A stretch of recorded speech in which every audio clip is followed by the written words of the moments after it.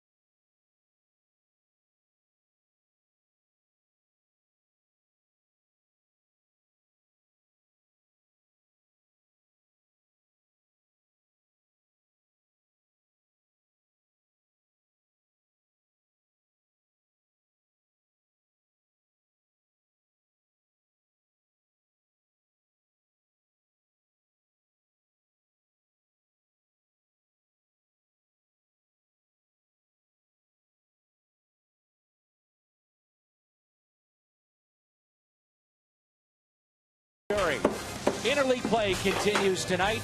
Cards, Royals coming up.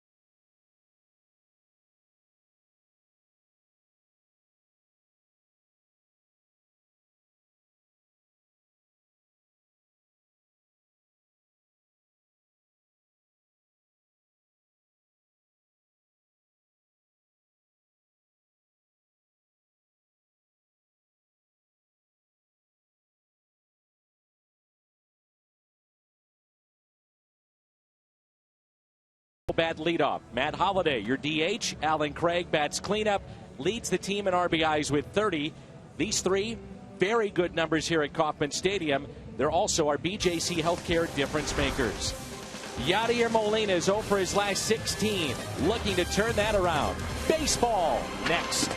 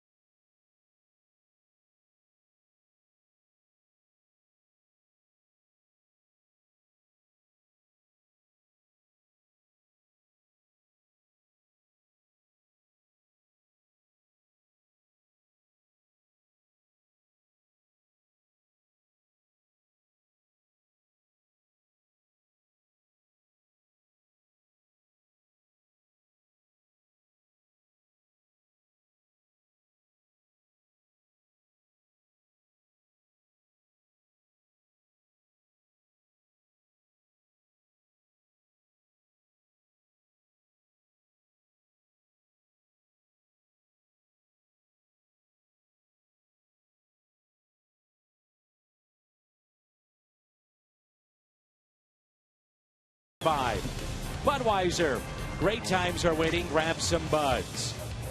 It's Chevy Truck Month. Visit your Mid-America Chevy dealers to take advantage of Truck Month offers on the all-new Chevy Silverado. And by Menards, save big money at Menards on all your home improvement needs. Kids play area just beyond the center field wall here at Kauffman Stadium in Kansas City. A lot of red in the seats tonight. Many of our fans have made the trek from St. Louis to Kansas City to see game number 3 tonight. Let's take a look at Mike Matheny's lineup. They've had 13 hits in the first 2 games of this series. And Matt Carpenter will lead it off, followed by Randall Grichuk. Remember the DH in play on the road, American League cities. The DH tonight, Matt Holliday. Good numbers against the AL Central. Alan Craig. Then Yadier Molina, just 2 hits on the homestand, 0 for his last 16. Johnny Peralta, Oscar Taveras, Mark Ellis hitless in his last 10, and Peter Borges, who homered last night for St. Louis. Cardinals will face the lefty Jason Vargas. Concern number 1 is the fact that he's left-handed, Dan, but concern number 2, maybe even more important, he's coming off a very good start against the Toronto Blue Jays, one of the best offensive teams in the American League. He went 6 solid innings, gave up just 1 run. He's really a changeup specialist. He will give up his share of home runs when he makes a mistake with the changeup, but he'll throw changeups and fastballs in, and also has a pretty good curveball.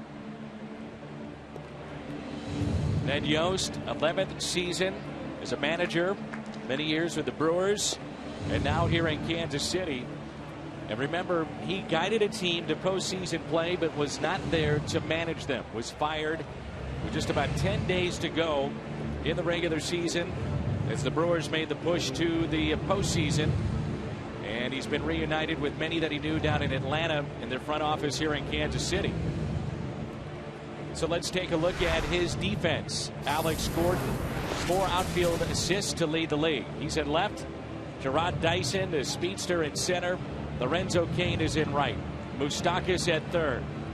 Alcides Escobar He's put on a show in the first 2 games of this series defensively. Omar Infante at second. Eric Hosmer, 5 errors. He's a Gold Glove winner. He's at first, and Salvador Perez is behind the plate.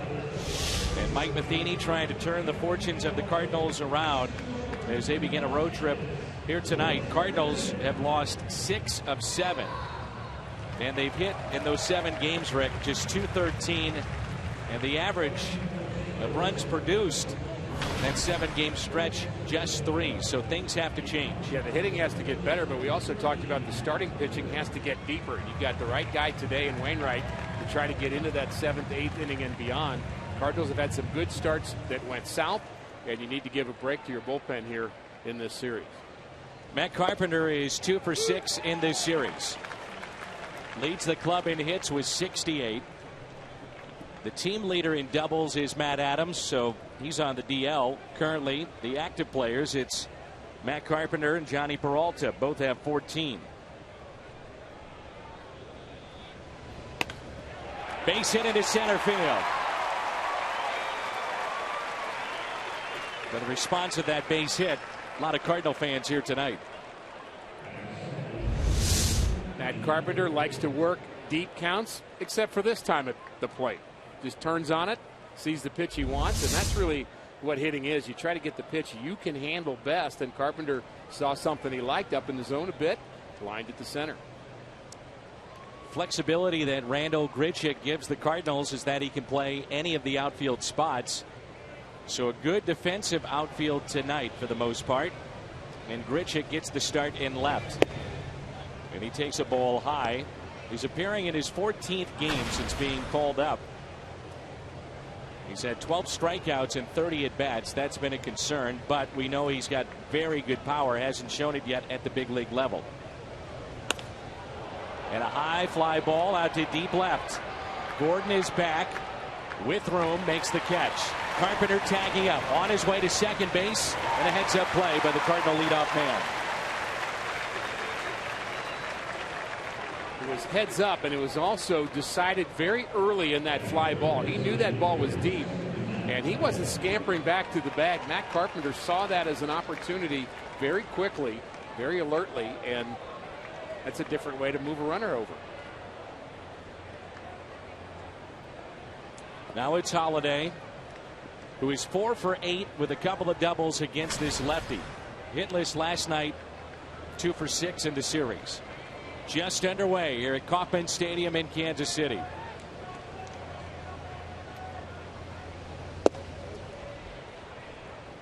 Jason Vargas is a 31-year-old from Apple Valley, California. He's pitched with the Marlins, the team that originally drafted him, the Mets, the Mariners. Last season, he was with the LA Angels, was 9-8 with an ERA just over 4. Signed a 4-year deal to come over to Kansas City as a free agent. And this being his 13th start tonight. He's had 5 consecutive starts, Rick, with 6 or more strikeouts. And this season been very good against left-handed batters. They're hitting just .215 against him. And a lot of the strikeouts come on the changeup. That's really his pitch. And the lowest batting average against of all the pitches of Vargas. He's got the 4-seamer, the sinker, curveball, and changeup. Hitters hitting just 196 against the changeup. Pulls the string, gets that little downward movement, tries to get hitters out in front. Outfield is deep and straight away for Matt Holiday.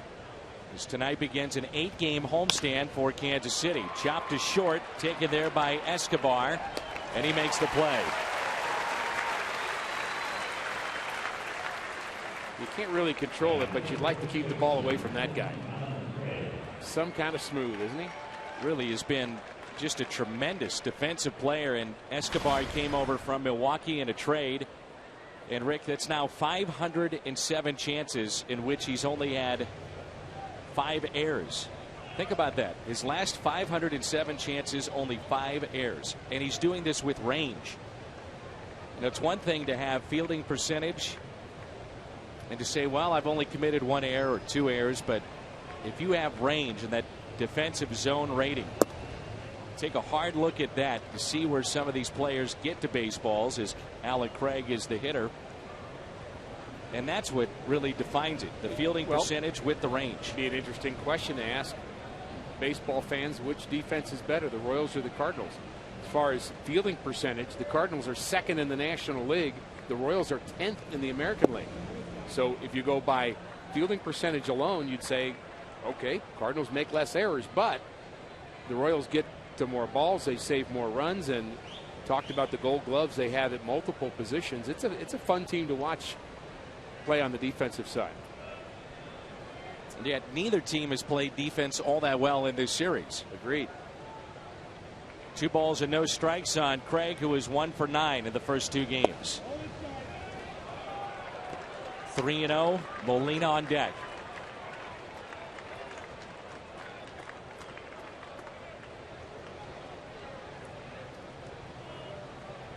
You don't often see Alan Craig swing at a 3-0 pitch, but I'm all for him doing it here. Just thinking the same thing. And he looks at a ball. So a 2-out walk, and it brings in Yadier Molina.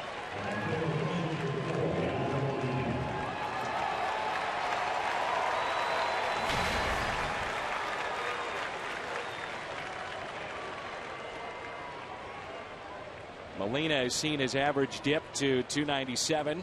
First time in a while it's been under 300. That 297 average still best for 15th best in the National League. That's taken for a ball outside.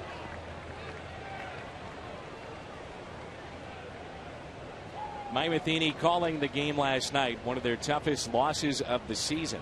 Jumped out to a 4-0 lead. Fell behind 6-4, then led 7-6, and eventually lost it 8-7. Molina taps it left side. Vargas spins, no throw. Bases loaded, infield hit for Yadier Molina. That snaps the 0 for 16.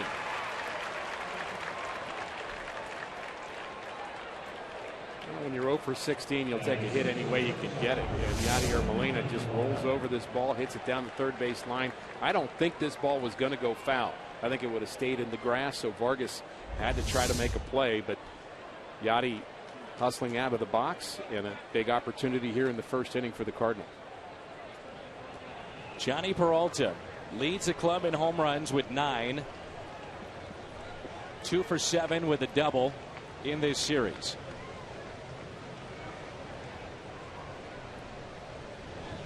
Peralta rips it foul.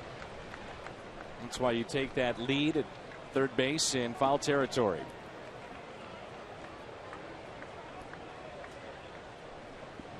Peralta, nearly 50% of his hits as a Cardinal have been extra base hits. Cardinals got it all started with Colton Wong yesterday in his grand slam. Lefty on the mound tonight, plus a sore shoulder, leaves him out. Inside, 1 ball, 1 strike. Last home run for Johnny Peralta was back on May 20th against Arizona. Just get the feeling, the way that things have been going, it's very important for the Cardinals to pick up a run or 2 here in this inning. I agree.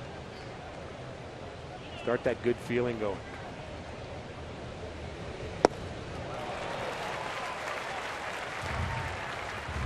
Change up, and now Peralta in the hole. Vargas has been terrific on the road, but at home, highest ERA at Kauffman Stadium, and it's over 5 for Vargas. You look at his last 4 home starts wearing this Royals uniform, that ERA is over 8. Peralta taps it. Vargas gloves it. Underhands out of the jam.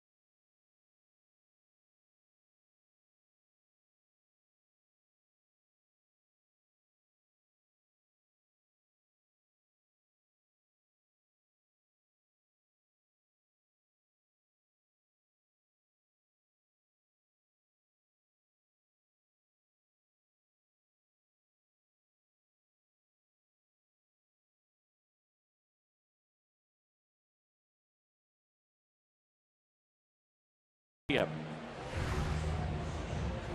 And a look at the lineup for KC: Infante, Hosmer, and Butler. Then Gordon, Perez, Kane, Moustakas, Escobar, and Dyson. The Cardinals will throw their ace tonight, Adam Wainwright.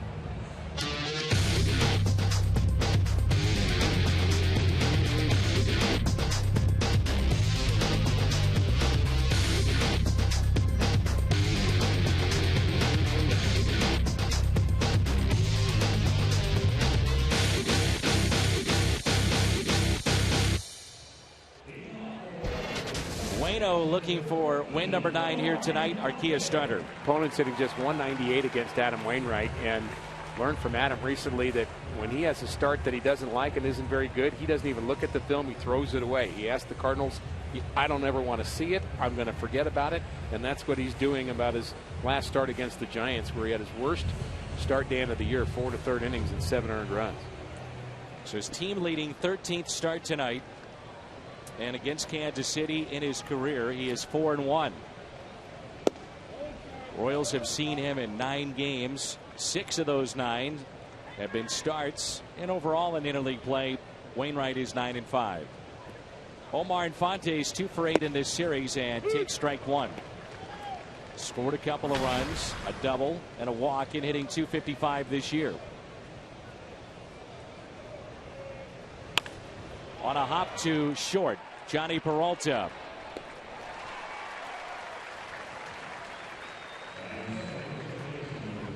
So the Cardinals, with Holiday serving as the DH, have Randall Grichuk in left field, Peter Borges in center, Oscar Taveras the start in right, Carpenter, Peralta, Ellis, and Craig along the infield, and Yachty is behind the plate. Around the Horn is brought to you by Dobbs Tire and Auto Centers.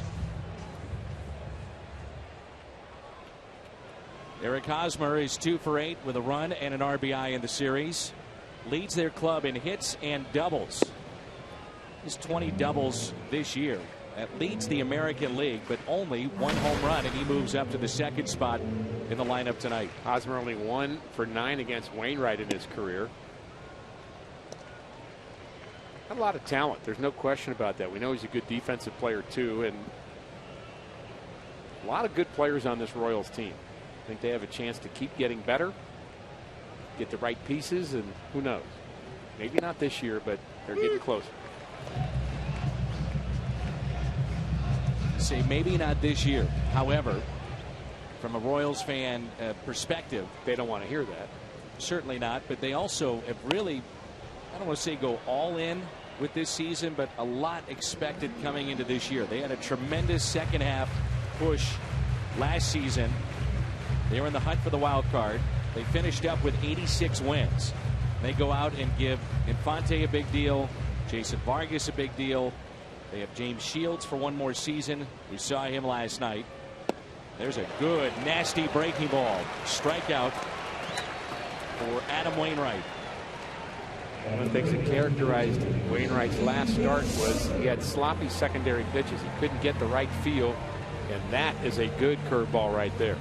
12-6.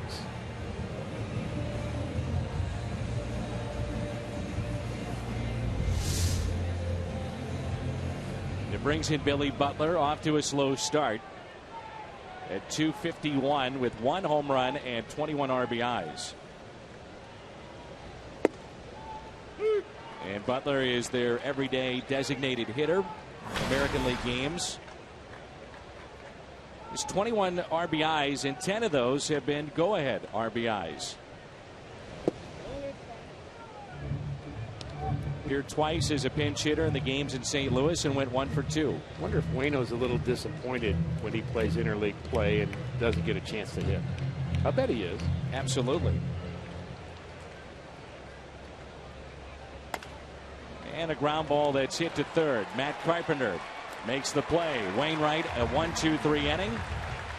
We head to the 2nd. It's Taveras, Ellis, and Borges when we come back.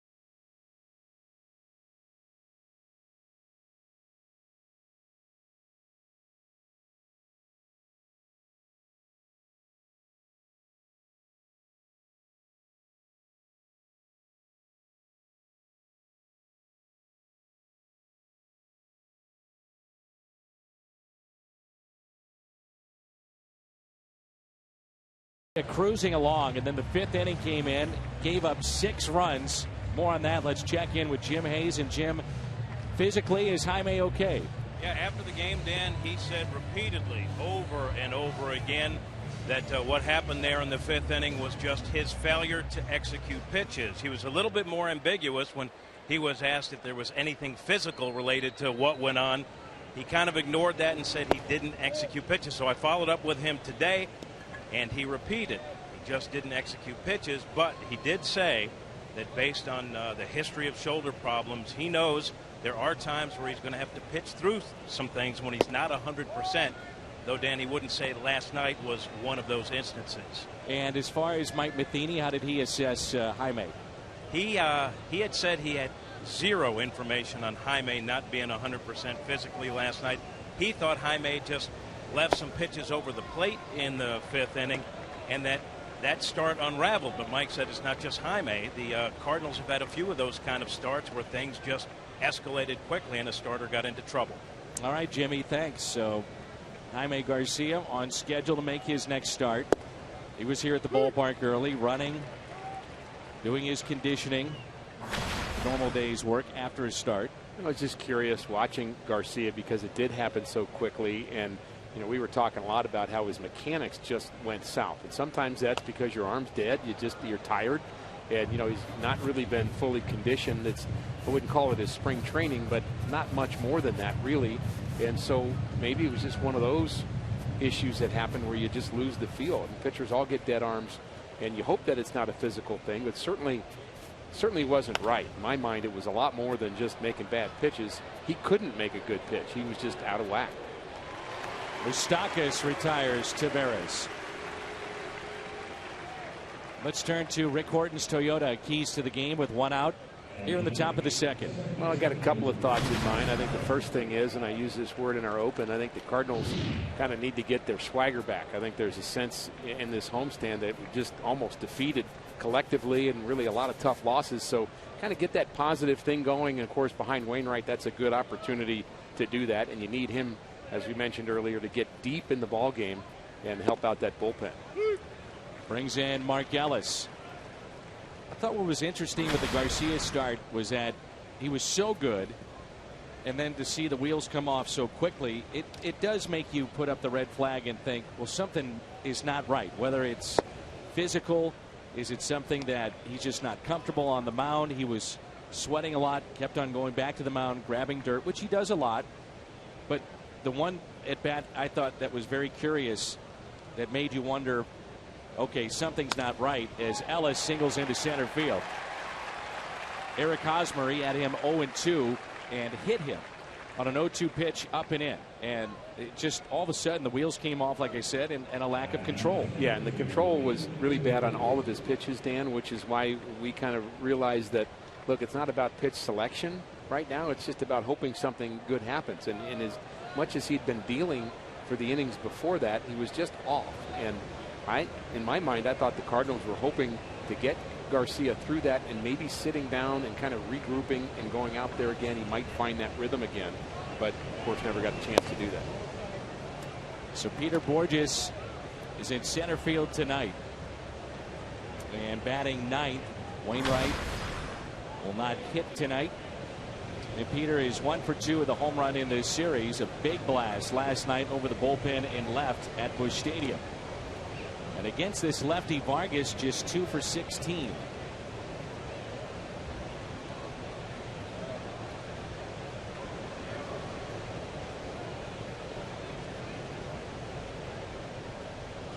Here's a 1-0 pitch.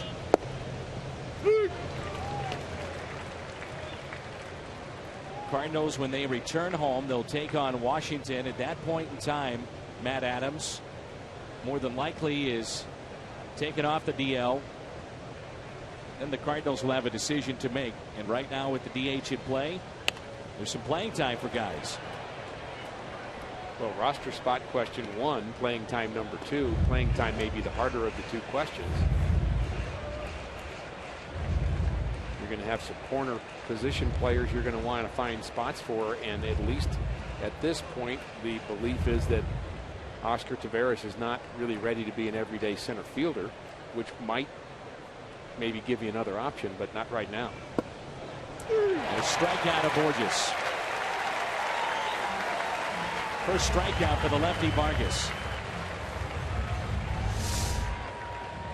A little late movement on this pitch, comes right towards the outside corner, well framed by the catcher Perez.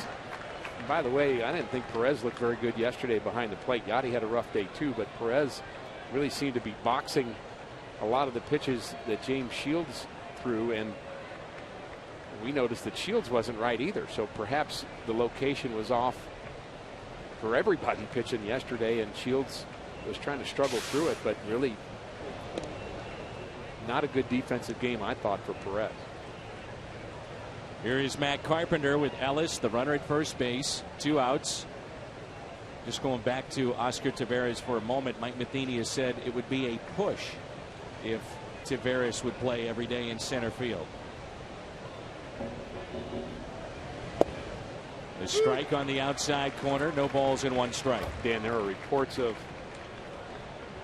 Polanco being called up by the Pirates, who is a Taveras-like player in the Pirates organization. There are reports of him being available as soon as Friday.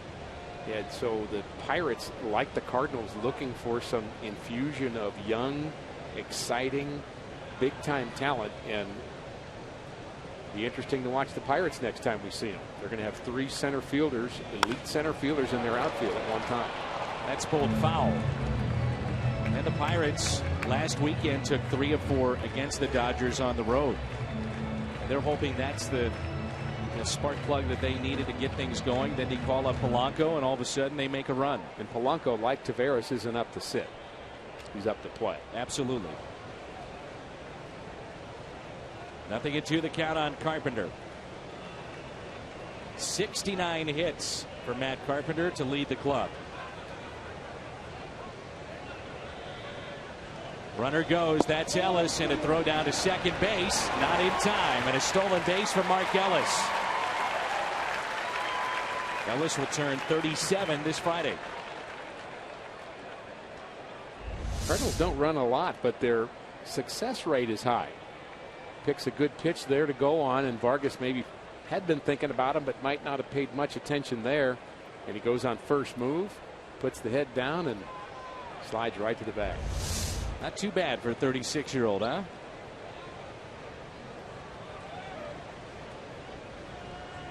Here's a 1-2. 2-2.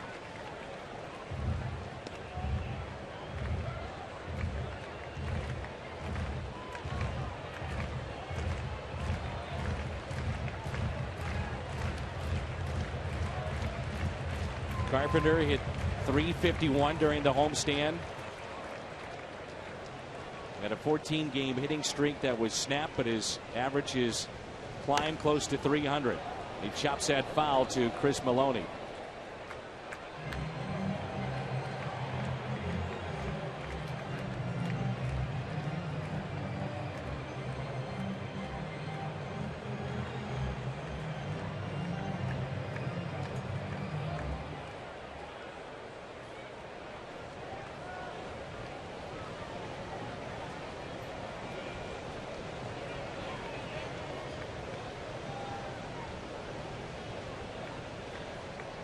The 2-2. Carpenter rips it up the middle. That's a base hit. The wave in Ellis, and it's misplayed by Dyson. 1-0 Cardinals on a 2-out RBI base hit by Matt Carpenter. Aoki sits tonight for Nedyo's club. And in doing so, they move the center fielder Kane to right, giving Dyson a chance to play tonight. And I think definitely we're going to have a play at the plate if he comes up with that baseball cleanly. He may have had a shot, but we'll never know. Here's the swing from Matt Carpenter, the extension. And there's the result. Dyson charging it quickly, but overran it a bit. Cardinals break out on top. Exactly what we thought they needed to do. Turns out to be a huge stolen base by Mark Ellis. And there's a strike to Randall Grichuk. Fly to deep left. If you don't steal bases every once in a while, you play what's called station to station. You get a hit, you get another hit, you get another hit. Now you've got the bases loaded. You got to get a fourth hit. That's a lot to get in one inning. And if you're not getting extra base hits, and if you're not a fast team, and you literally need 4 base runners to score a run, that's where the Cardinals have been at times. I don't think that's where they'll be, but stolen base, extremely important, as you pointed out. Popped up. Eric Hosmer is over in foul territory and makes the play. A 2-out RBI base hit for Matt Carpenter. 19th RBI. St. Louis on top.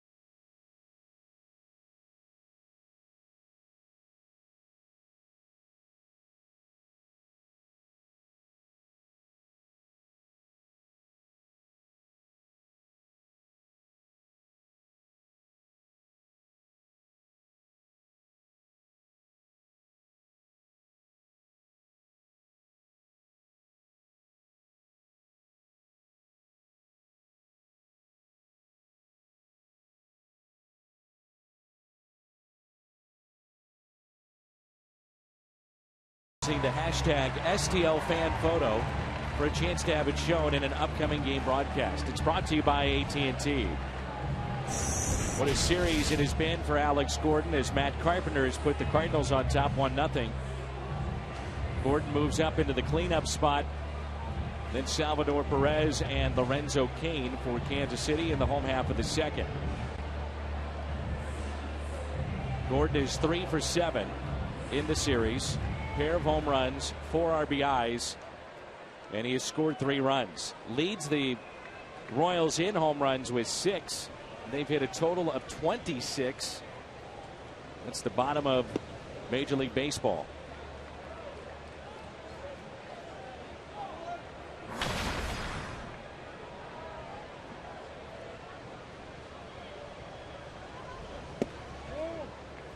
He has tore up the Cardinals. This is his 31st game against St. Louis.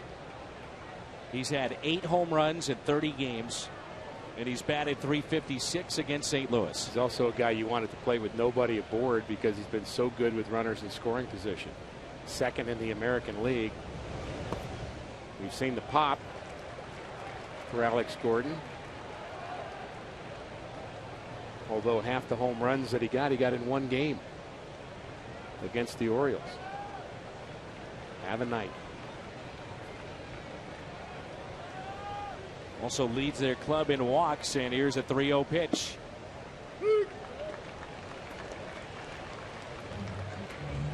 Royals feel if they can get consistent offense, a little more pop from the middle of the lineup, they will be in the thick of things by the end of this season.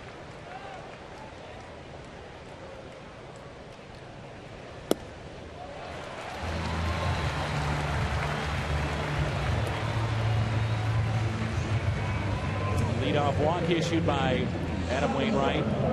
Quite a list to be a part of.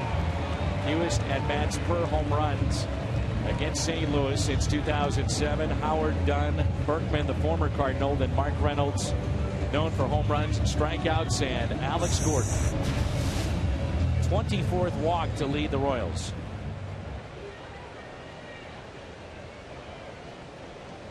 Here's Salvador Perez. Cardinals would love the double play. Grounded softly left side. Ellis is there.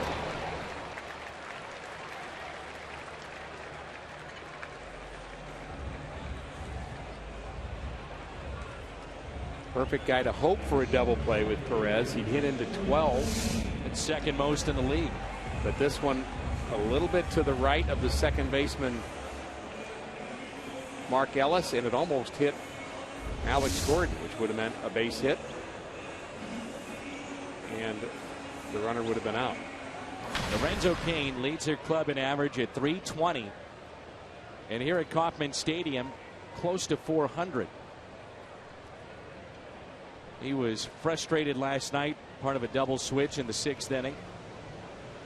1 for 6 with an RBI in the series. So when Alexander Cartwright or Abner Doubleday or whoever you think may have invented baseball got together and decided, hey, if the ball hits the guy, let's call that a hit for the batter, and let's call that an out. Where did that come from? That doesn't seem right. We saw that in the series at home against the Yankees, and a ball that hit Matt Holliday when he was running. But that's a bad idea.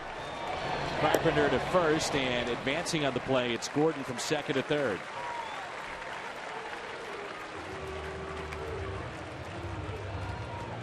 Saturday, full day of Major League Baseball action, beginning with the Indians taking on the Rangers. That's on Fox Sports 1. Then it's baseball night in America. Yankees and Royals. Major League Baseball doubleheader begins Saturday at 2 on Fox Sports 1. Continues at 6 on Fox.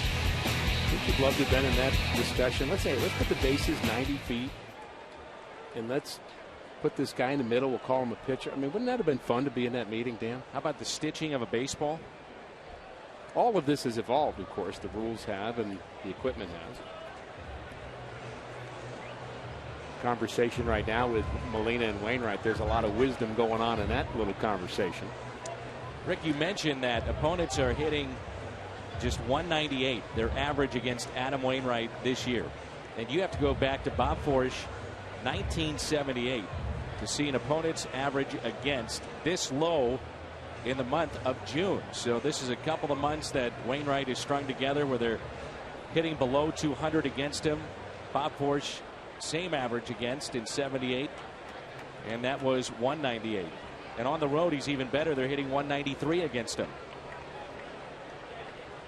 Here's Moustakas. First time the fans have seen him since he was recalled. Was hitting 151, then sent down.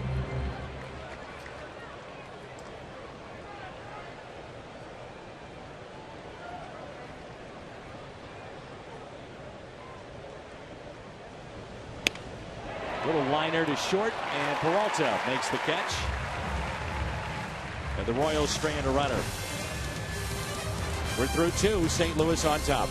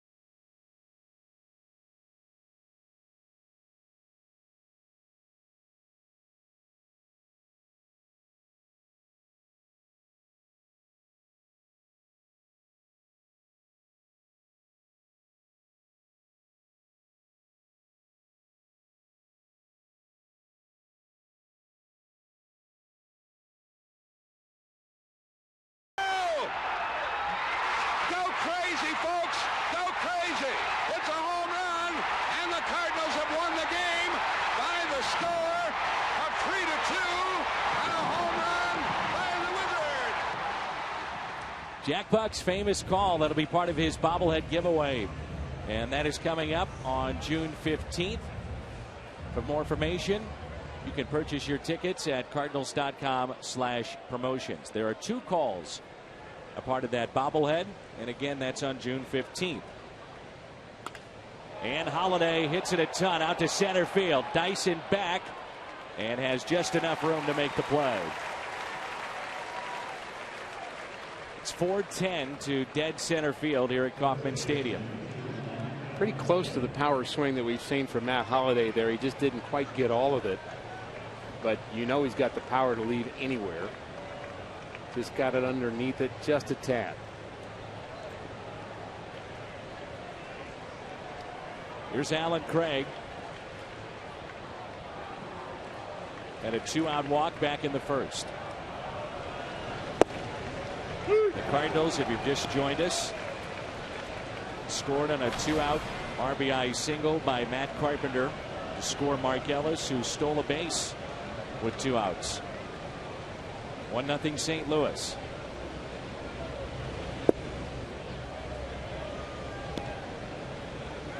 The Cardinals in their history have played very well at this ballpark. 29-15 at Kauffman Stadium, and yet 2 games below 500 against the Royals at Busch Stadium. St. Louis has won 7 in a row here at Kauffman Stadium. One of those curious splits, and we talked about some other curious splits here tonight. Vargas pitches better on the road than he does at home. Wainwright has an ERA under 2 on the road. Fly ball, left center. Dyson on the move, at the track, at the wall, and he makes the catch. How about that speed?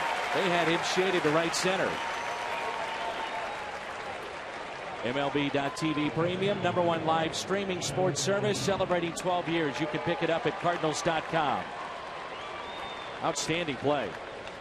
Rex Hudler told me before the game that Vargas is not afraid to use this middle of the field, and he'll give up some long fly ball outs. Guess what?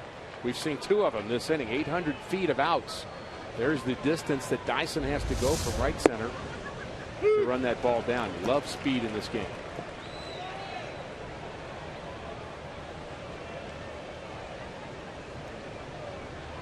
Dyson on the bench.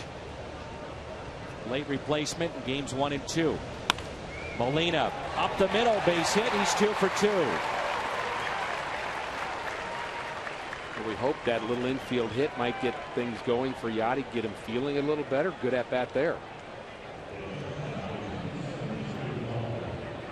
St. Louis at Kansas City, the winning percentage at .659, and this is the best record at an interleague opponent's ballpark all time. The Phillies have had their issues with Toronto and Baltimore, Boston at Atlanta, and Atlanta at Boston. That is the quote-unquote natural rivalry. Boston and Atlanta. Isn't Seattle's natural rival Colorado? Right? Have that right? And think about the distance they have to go. I mean, that's as unnatural as you're going to get. And the Cardinals are pretty fortunate, and so are the Royals, that you have a close neighbor. And it's one thing we don't talk about a lot with the Cardinals and teams in the Midwest, the advantage you have in terms of travel. Way better, way less of an issue than if you're playing on one coast or the other. And that really kind of wears on a team, and people notice the difference. If you played on the coast or played in the Midwest, you notice the difference as a player. Here's a 1-1 pitch. Instead of check on Molina at first. The Mariners, for instance, had to go to Yankee Stadium 2 nights ago, played a game there, a night game there, makeup, and then fly down to Florida, Tampa Bay, and then head back out west. Waddy Herzog, if you ask him about the Kansas City Royals, one of the things that he'll bring up is his frustration in ownership at the time not moving the franchise to the National League, and they had a chance to do that. Instead, it was the Milwaukee Brewers, and in his mind, as you pointed out, you had the natural rivalry with St. Louis, but you also had the Chicago Cubs, who would travel here, and vice versa. And not too far away are the Colorado Rockies.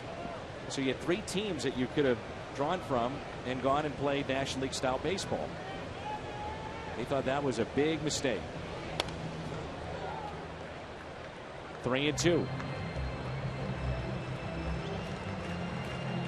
Peralta had the bases loaded back in the first and grounded back to Jason Vargas.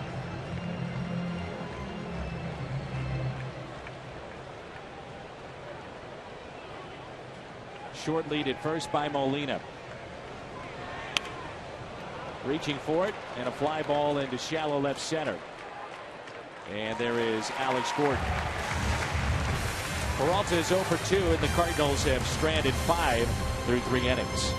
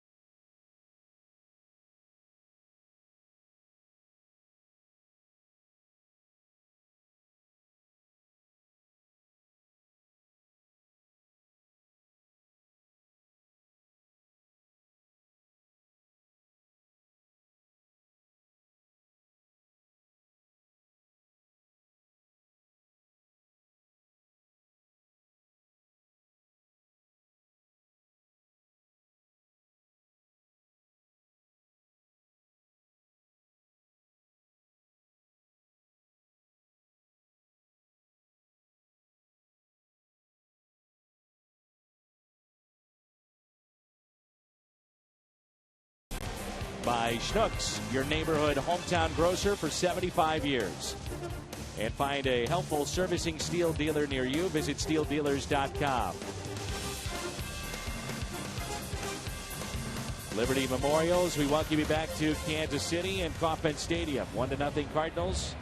As we jump ahead to the home half of the third, it'll be Escobar, Dyson, and Infante. 8, 9, and 1 in the lineup.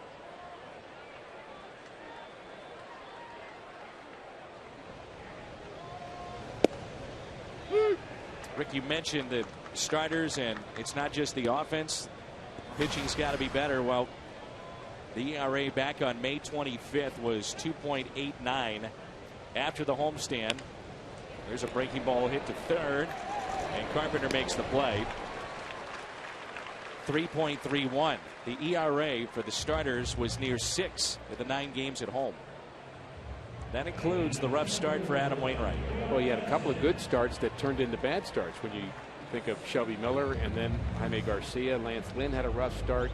Waino did, and you know, it's what you worry about as a pitching coach, that the pitching carries the hitting for a while, and then it almost becomes so much that you try to do too much, and then that becomes a problem. And it'd be nice on this road trip if the Cardinals could get everything working in sync, really, for the first time all year. I mean, it's what we're waiting for, and we expect it's going to happen at some point.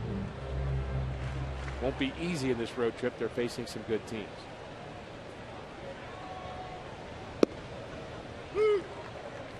One ball and 1 strike. Gerard Dyson, 1 for 3 in the series.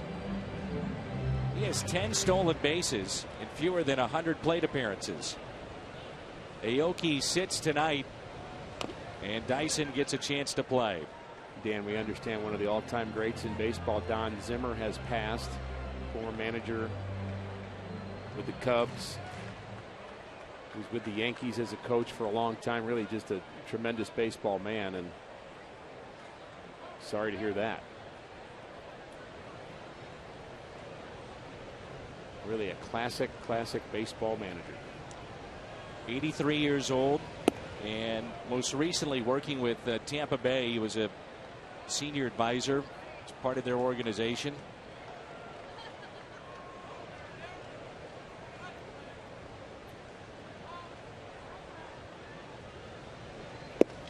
Tails back in, and a strikeout for Adam Wainwright. His second strikeout tonight. Wainwright's best pitch, the curveball. He takes the forefinger off the ball, keeps his elbow above his shoulder. Very important not to drop the elbow lower. You've got to stay on top. Fingers come in front of the ball, create downward spin, and by the way, lead to a lot of strikeouts. Here's a pitch, Dan, and Wainwright off to a good start here, just 28 pitches, but there's a pitch he's not used as much this year, only about 3% of the time. That's his changeup. There are times where a changeup's a good pitch for him. He has not given up a hit yet this year on his changeup, but he's just not using it a lot. And he'll say, you know, I got to find a place for it, but he's kind of having so much fun with his sinker and his cutter and how those two things work back and forth. We're just not seeing that changeup. He was saying to me the other day that he became too predictable on just one side of the plate. Right. And that now he's using both sides of the plate, lefties and righties, and he said it's just one of those things you don't even realize at the time that you have become predictable, but you get in a little bit of a rut. Well, that's where the sinker works as a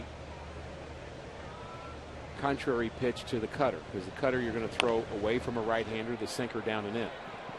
That's an example. Hitting a foul ball. The Royals have yet to get a ball out of the infield.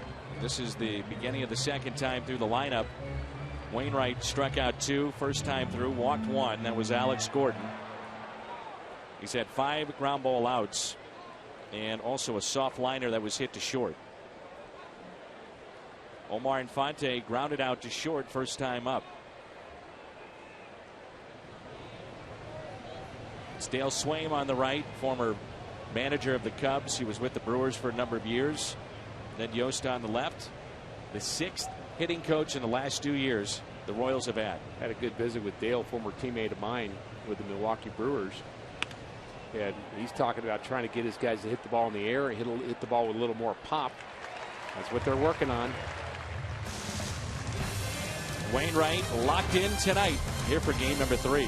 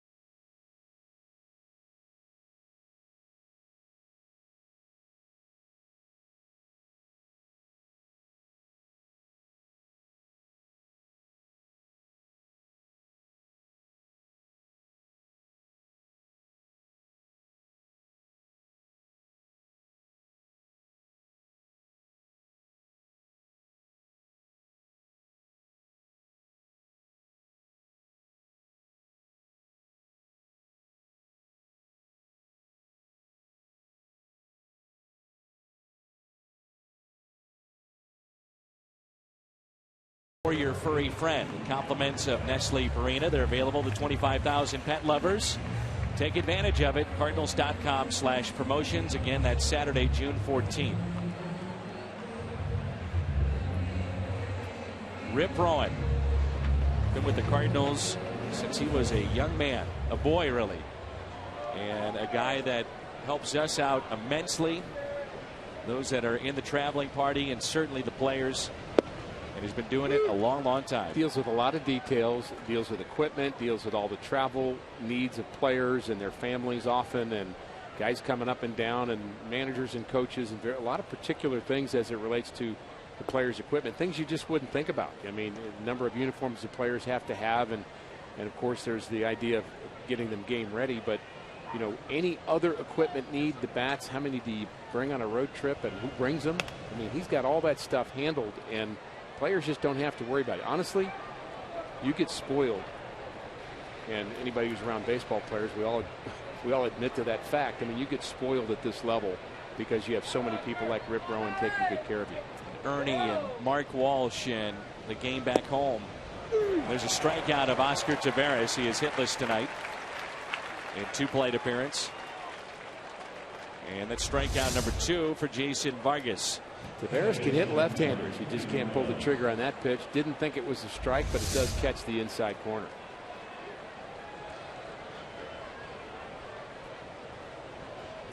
Left-handers hitting just .215 against Vargas. That's 10th best to start a play tonight in the American League.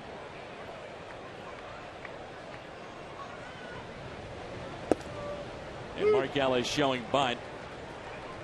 He singled the base hit to center field to snap an 0 for 10.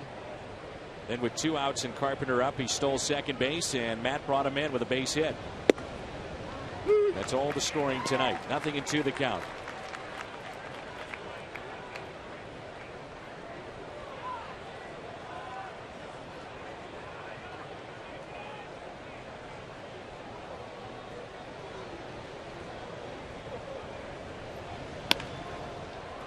Couple of hops to second. Omar Infante retires his counterpart. 2 away. Starting to hear a lot about Yordano Ventura. Our starter here tomorrow, Michael Wacha. Young phenom, 4-3 with an ERA in the mid-2s. Has been mostly very good for the Cardinals. So good pitching matchup here, and then on to Toronto for 3, and then an off day and 2 games in Tampa. What do you think the forecast is tomorrow as you get a look at the young hurler of the Kansas City Royals? And by the way, it's Peter Borges at the plate. Wacha's on the mound, so. Oh, well, let me check. I don't have to check. No, it'll rain somewhere close to where we are. Yes. 2 balls and no strikes on Borges, who was called out on strikes back in the 2nd inning. And he rips it out to left against his former teammate. 2-out hit, and it brings in Carpenter. Talked about there are times that Vargas can make mistakes up in the zone. That's one of them. Up again, meaning belt high, and Borges sees it and reacts quickly. Doesn't throw hard, Vargas. High 80s, 88 or so. But the changeup again is his best pitch. Will Borges run? Well, Carpenter has singled twice to center field. And back in the 2nd, it was on a 2-2 pitch with 2 outs that scored Mark Ellis. One of the things you'd like to see Borges do, and we've noticed this, Dan, a couple of times, is he'll wait 2 or 3 or 4 pitches into an at-bat. But I would say what Mark Ellis did is he gave Carpenter a chance to swing the bat after he stole a base to get into scoring position. Now you've got your hitter in a hole, and he's not going to be able to take another pitch for you. If it's another pitch down central, he's going to have to swing at it. Borges, with 3 stolen bases this year, has not been caught.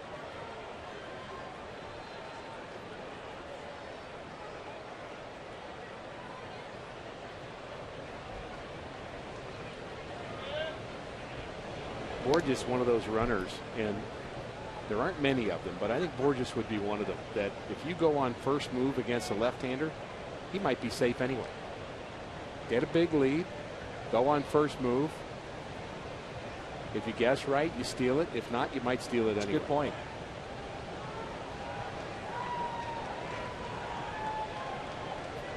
The Cardinals, and we've talked about it, we're looking for an element of speed. Borges provides that. However, his on-base percentage isn't high, and that's been something that's been a part of his career. But when he gets on, I think you'd like to see him be a little bit more aggressive. And Carpenter laces one into right center field. Borges on his way to third. Matt Carpenter is 3 for 3.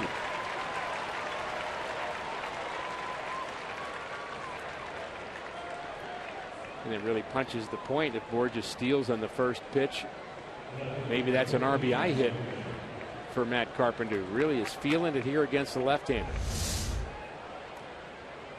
Eyes following the ball all the way to the bat. Hands inside the ball, making contact out in front of his body and driving it.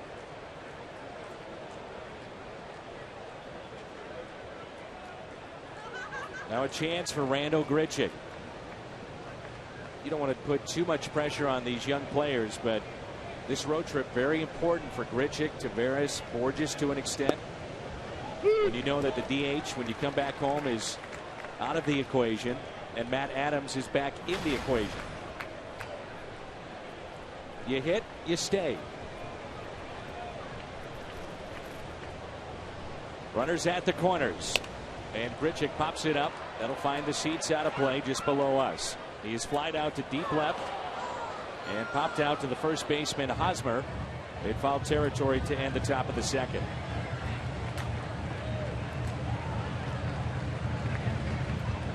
Always have to earn your playing time, don't you?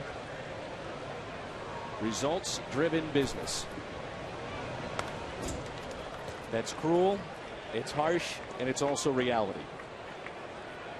And all of our fans listening will say, you know what, I'm in a business like that. All business is like that to a degree. If you're not producing, you're not needed. There's the changeup again. And a fly ball lifted to right. Lorenzo Cain makes the catch. Cardinals strand 2. They have stranded 7 in 4 innings. Matt Carpenter, though, 3 for 3. Waino back to work.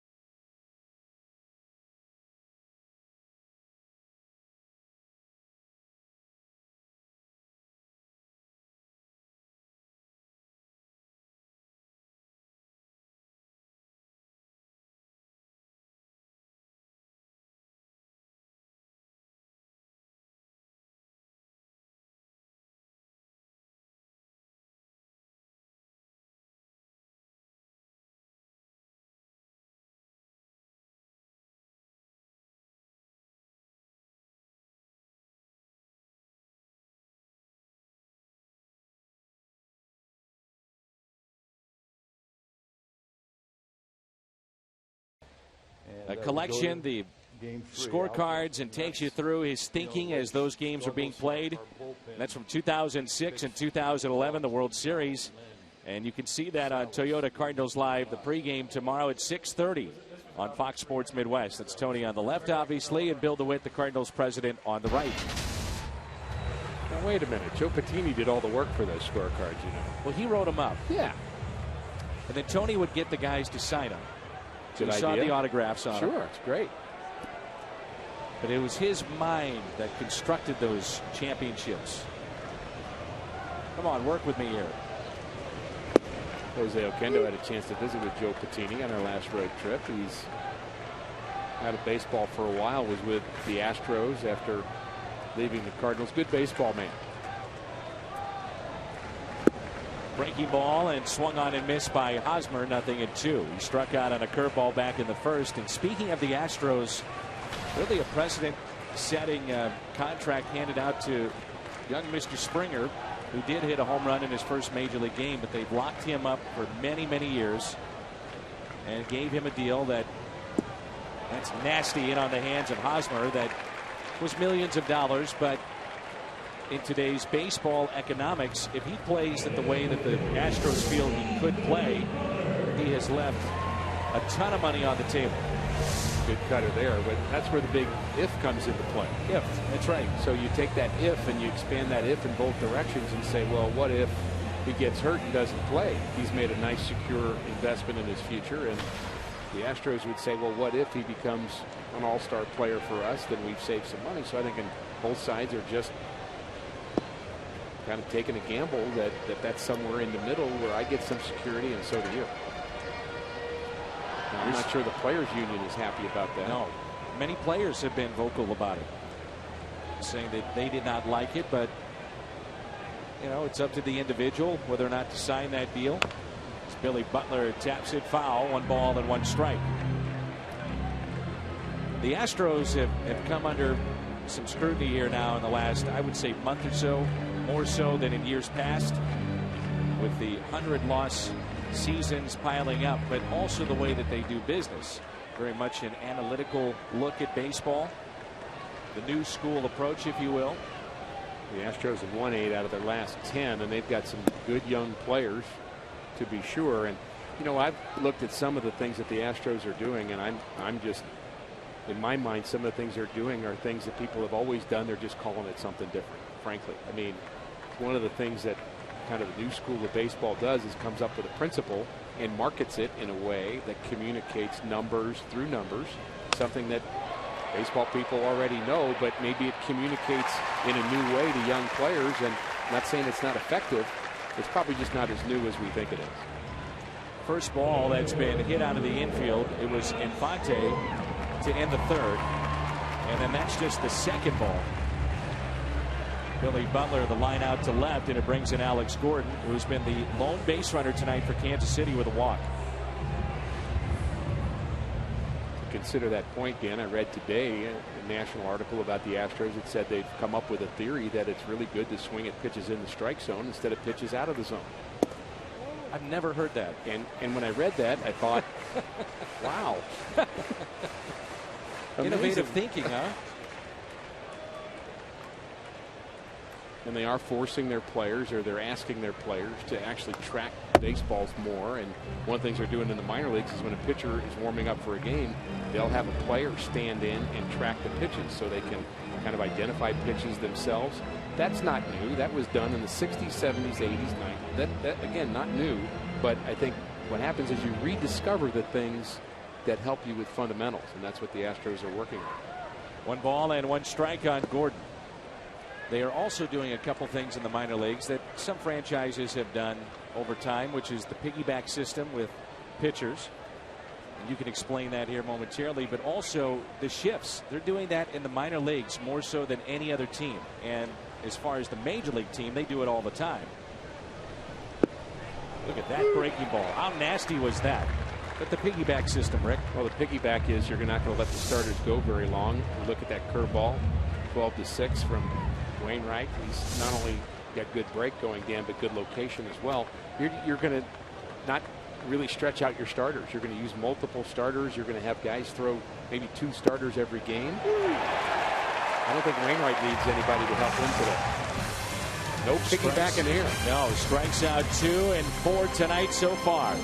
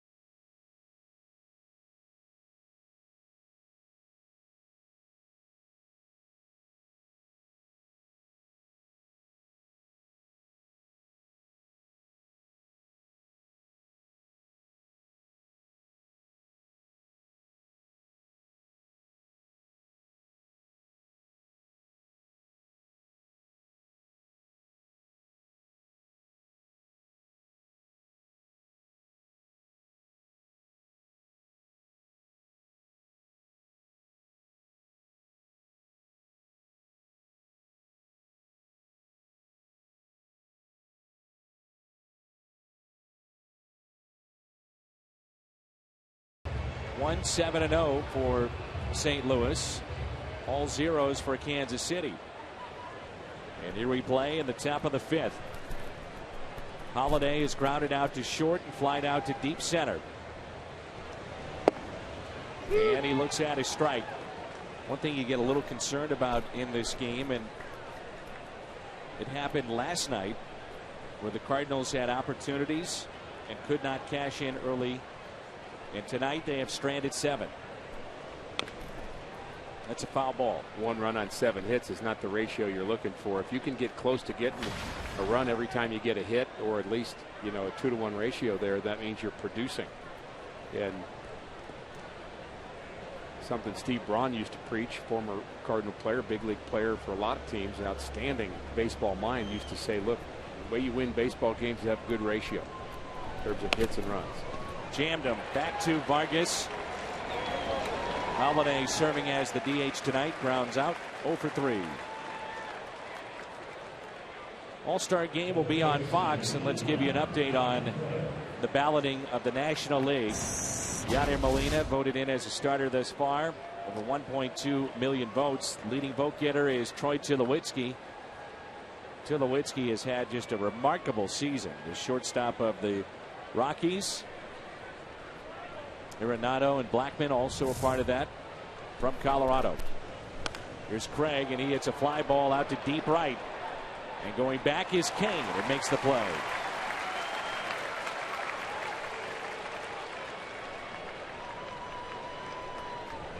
Something interesting a year ago for Kane, the right fielder who played center most of the time. He was voted the best defensive player for Kansas City a year ago, and they had 4 Gold Glovers, and he wasn't one of them. That's how good they are on the defensive side. Yeah, finished as a finalist for the Gold Glove, and we talked about his zone rating. Elite status for Lorenzo Cain when he's in center. Molina 2 hits tonight. Broken 0 for 16 with an infield hit. Ball that just rolled up the third base line, and then a single into center field back in the 3rd. Yeah, he back where he belongs, up over 300, and you could say the same for Matt Carpenter. He was over 300 for the first time since the 12th of April. Out in front and pops it up. Lorenzo Cain, and a quick inning for Vargas. Coming up, it'll be Perez, Cain, and Moustakas against Wainwright, who is sharp tonight.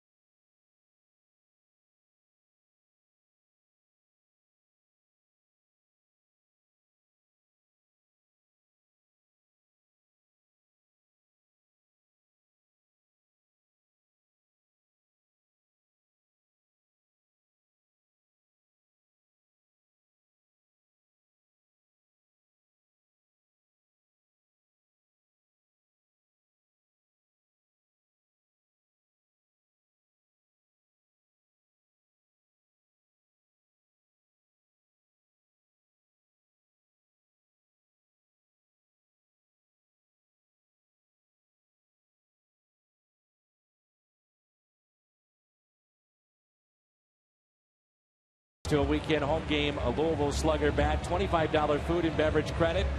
It's an incredible Cardinals package. St. Louis, arch.hyatt.com, or 655-1234 to find out more.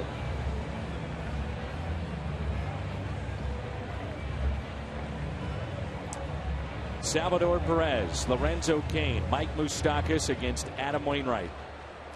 Lone base runner for Kansas City was a walk to Alex Gordon in the second inning.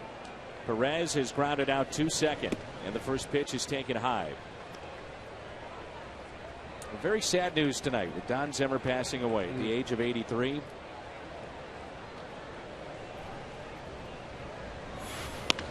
And a ground ball. Backhanded by Peralta. Long throw. Nice play.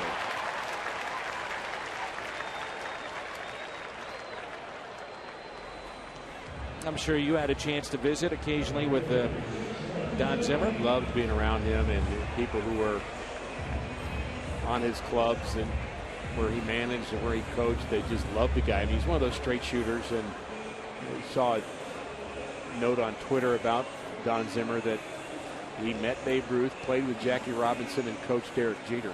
Wow. So a wonderful baseball life for Don Zimmer. Lorenzo Cain. Sad day. Looks at his strike. What has made Adam Wainwright effective tonight? Well, he's sharp. I mean, he's sharp with his breaking pitches especially. And the fastball's been good, and he's hitting his spots with it. But the cutter, we see there, right to the right spot. The curveball is typical Wainwright curveball, so he's just having fun with it, Dan. Only 49 pitches working here in the fifth inning. It's smooth sailing so far for him.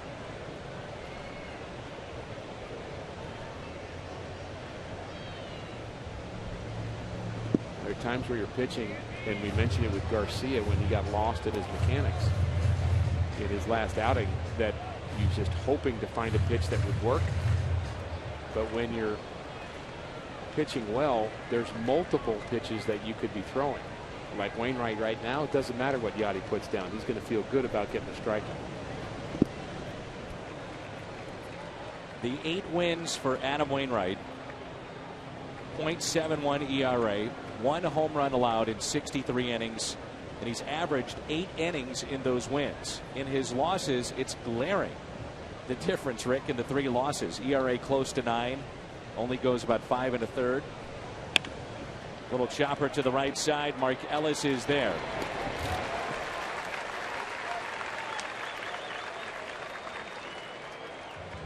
What's on tap is brought to you by Budweiser. 2 young starters with, well, such high ceilings. Who knows how good they can get.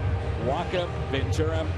The Royals about 2 weeks ago had terrible news with Ventura. They thought that there may be an issue with an elbow. There was talk of Tommy John. He was checked out, medically cleared, missed a start. He's back at it tomorrow. And the Cardinals have Michael Waka. Here's Moustakas showing bunt. Cardinals giving him a hit on the left side of the infield. If he were to put a bunt down, but not sure he'll do it or not. Faked the bunt, the first pitch. Cardinals staying with the shift, however. Always interesting to see how the Cardinals play this. Depending on counts, it'll change up what Matt Carpenter does in this alignment. Sometimes he'll move towards short on that side of the bag, or playing what is a familiar spot to him, second base. Well, when a guy pulls the fastball right off the face of his own dugout, I think a shift makes an awful lot of sense, doesn't it? Yeah. That's a guy that's pull happy. Again, I remember teasing Andy Van Slyke in the minor leagues. We were teammates. When he would take batting practice and we would do the shagging in the outfield, I would go up into the stands and shag because he was so pull happy. And he had such a bad year. And he didn't think it was funny, but I, of course, did. I would actually be in the stands down the right field line because I knew I'd get some action. Yeah. Because all he was doing was yanking. And you've got to be able to hit. And he eventually learned how to do that, to hit to all fields. Here's a 2-2. Got him with the breaking ball. Moustakas strikes out. Count him up. That's 5 for Wainwright.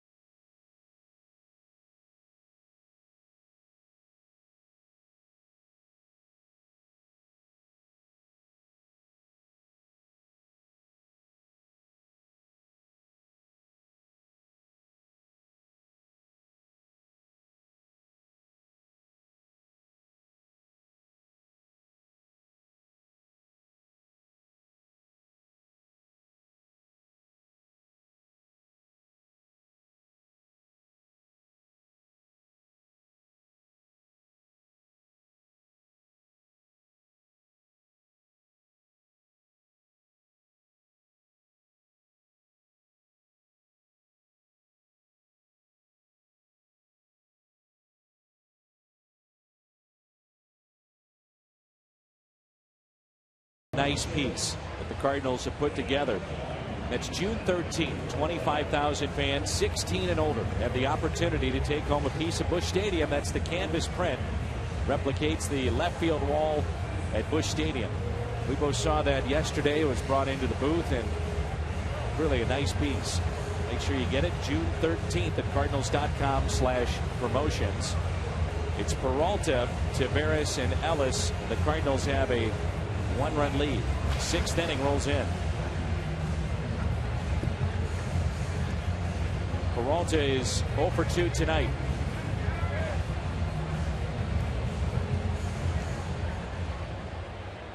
Kauffman Stadium. Does it surprise you when I tell you it's the 6th oldest ballpark in baseball? And Peralta with a fly ball out to right. Kane is back in front of the track and makes the play. A little bit. First two are easy. Real easy. That's right. Kauffman Stadium, they invested $250 million to renovate this ballpark and also across the parking lot, and that's Arrowhead. And that was back in 2009 when it was completed. I find this to be a great place. I love it. Wonderful town, good people. Seems open to me. I'm not sure exactly why that is. The configuration of the stadium, it just seems very open and inviting. And of course, you love the Midwest crowds. Anytime we get a chance to play in the Midwest, there's something special about that to me. I think this good baseball country and really avid fans wherever you go in the Midwest. Taveras 0 for 2 tonight. And he hits it out of play. And everybody has their favorite team here, of course, at the ballpark. But, you know, to some degree, you realize we're all Missourians and rooting for. You can root for both teams if you try hard. If you don't remember 1985 very well. Taveras corks it down the right field line and extra bases.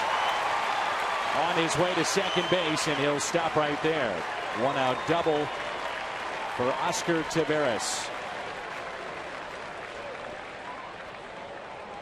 One thing I've noticed, I saw it in spring 2 years ago.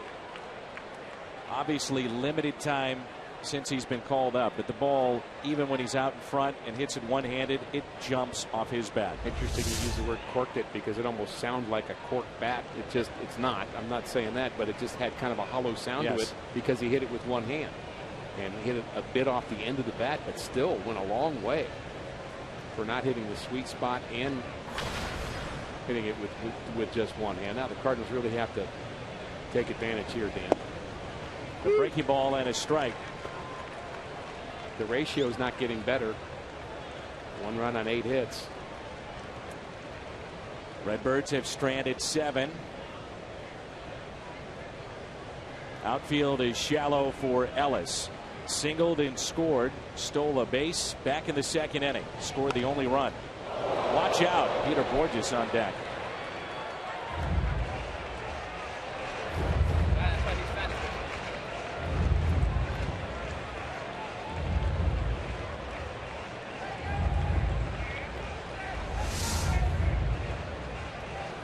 Coming in on the hands, and boy, an unusual foul ball.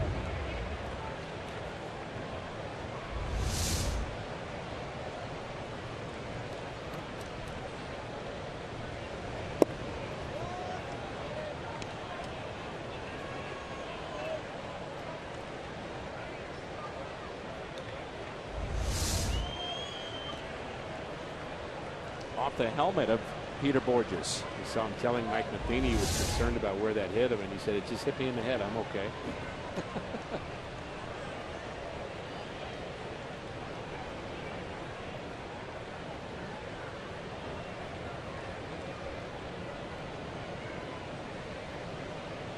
Here's a 1-2. Well, 1967. You may recall, Rick, the voters in this area approved bonds for the Truman Sports Complex, and that was the Chiefs, and at the time, the Kansas City Athletics.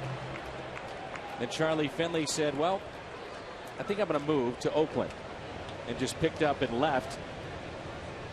And Kansas City then threatened to sue and go after Major League Baseball.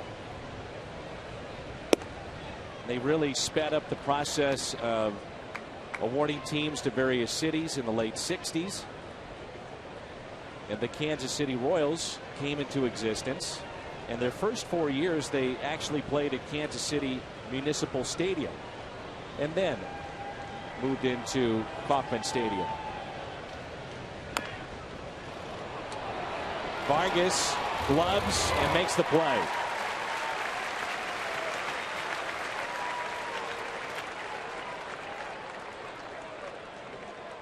Oscar Taveras, the runner at third base. Peter Borges, a chance to add to the Cardinal lead. The AT&T fan photo. Then Kauffman Stadium. The name of this ballpark is in honor of the Royals' founding owner, Ewing Kauffman. We have Busch Stadium. You could say that's a company, though, with Anheuser-Busch, but the Busch family. And the only other name that includes a family with a stadium, you'll be at it Friday in Toronto, Rogers Center. Edward Samuel Rogers. Borges with a fly ball, right field. Lorenzo Cain. The Cardinals have left 8 on. Taveras left stranded after his double. Wainwright is dealing tonight. He's the story so far.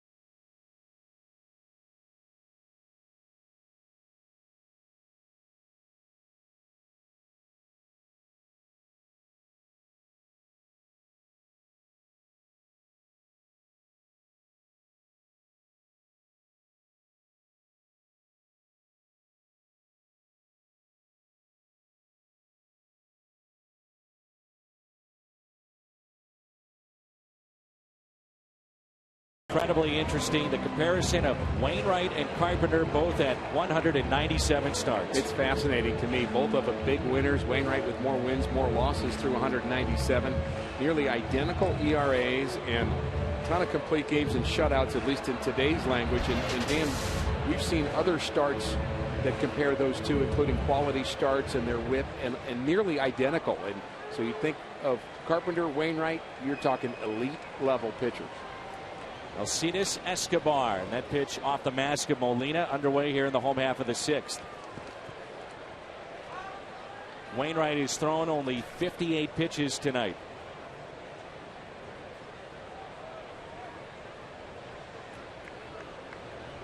For 1,200 strikeouts, second all-time in Cardinals history to Bob Gibson. And he came in at exactly 1,400 innings pitched in his career.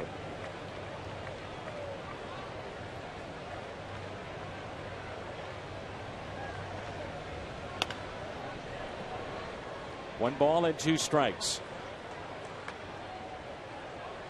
When Wainwright has lost, one of those losses was a tough game in which the offense wasn't there. The other 2 were 2 games that he would tell you he did not have his best stuff. Most recent was against San Francisco.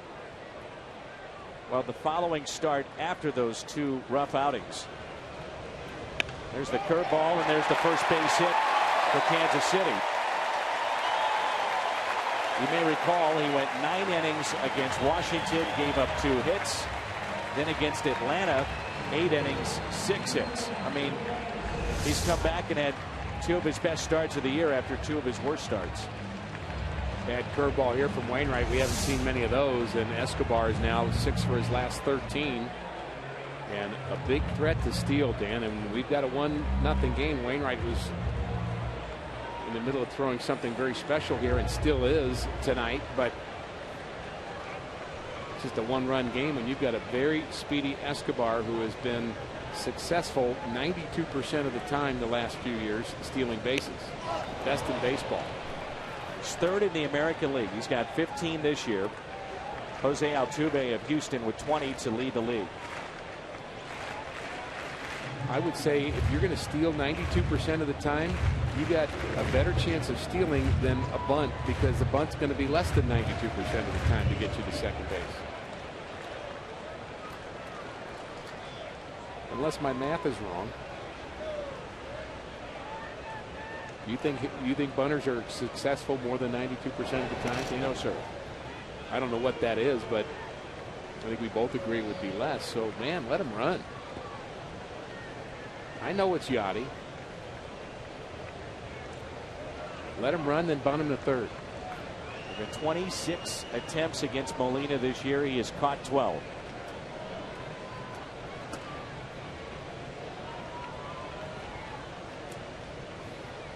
The 0-1. Ball inside. Escobar is 44 for his last 45 stealing bases. That percentage, by the way, is also pretty high. 15 for 16 this year.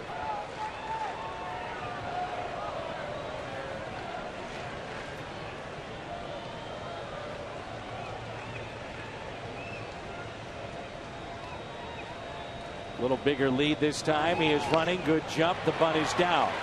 Carpenter fires to first and had the presence of mind to make sure he got rid of it quickly, and then headed back to third. This play drives me crazy.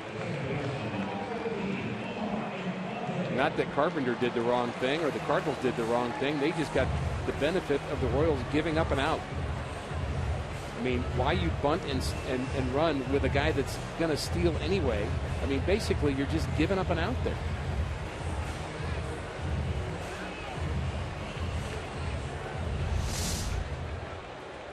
There's the bunting form. Perfectly done. He deadens it.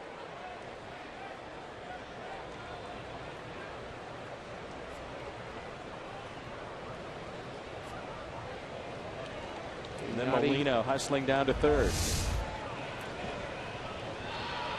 Omar Infante bunting. officially confused. Bunting with a runner in scoring position and 1 out is also not smart baseball. And Omar Infante is grounded out to short and also flied out to center. 0 for 2. Well, it's easy to pick on him because it's the other guys, but if it was the Cardinals doing the same thing, I'd feel the same way about it. Just don't like when you've got a base stealer. And by the way, he had a great jump and would have stolen that base.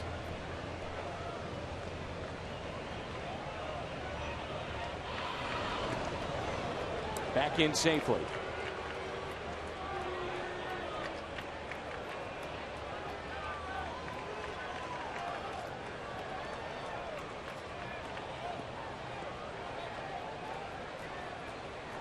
If you're the Royals and you're bunting in that situation and it's the 8th inning or the 9th inning, I'd feel differently about it. Because you just have to play for that 1 run and the game's almost over. Let's be sure we got a chance. But little chopper. Ellis will make the play. He's playing towards the bag at second. And there's 2 down, and it brings in Eric Hosmer. Wainwright gave up his first hit to the leadoff man Escobar here in the 6th inning. And we were talking between innings about Moustakas. Cardinals had an exaggerated shift with him up.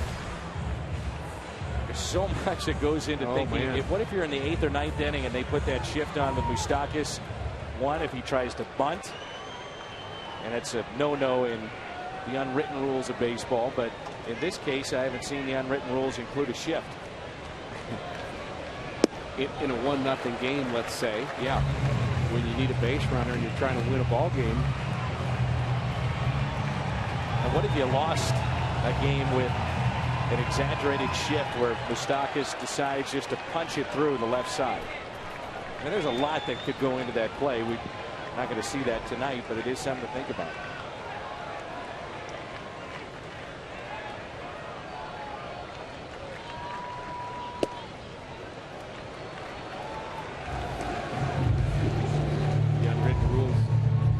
Herzog's point of view, Dan, and we were talking about that between innings too. His belief was, if you're going to play behind my runner at first base, I'm running. If you hold him on, even though it's not a running situation, but you're trying to get an advantage by playing behind him, so you get the advantage. I'm not going to let you have it. Chopped up the line, but foul.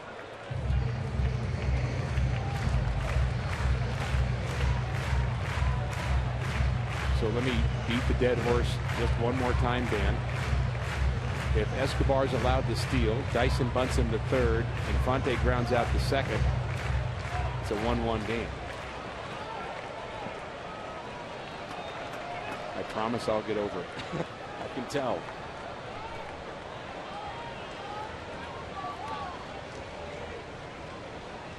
In on his hands again. They have been jamming Hosmer tonight with the cutter, and he's seen him chase with the curveball.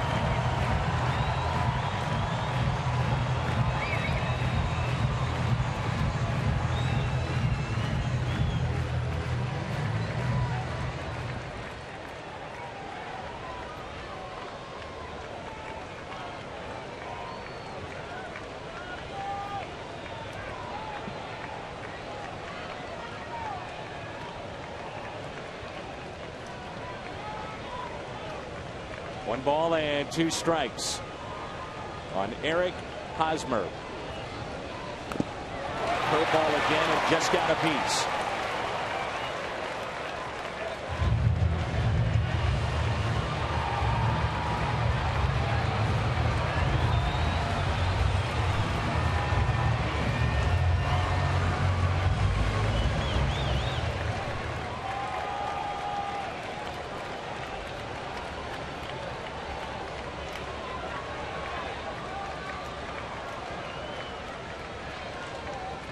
Another 1-2 pitch, fouled away.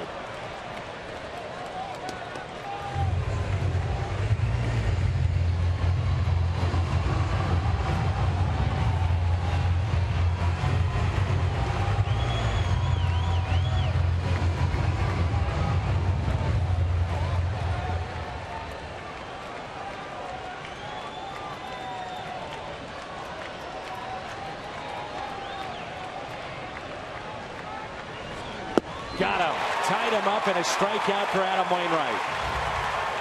Number 6 tonight. Royals strand a runner at third. And we have played 6 from Kauffman Stadium in Kansas City. St. Louis on top here in Game 3.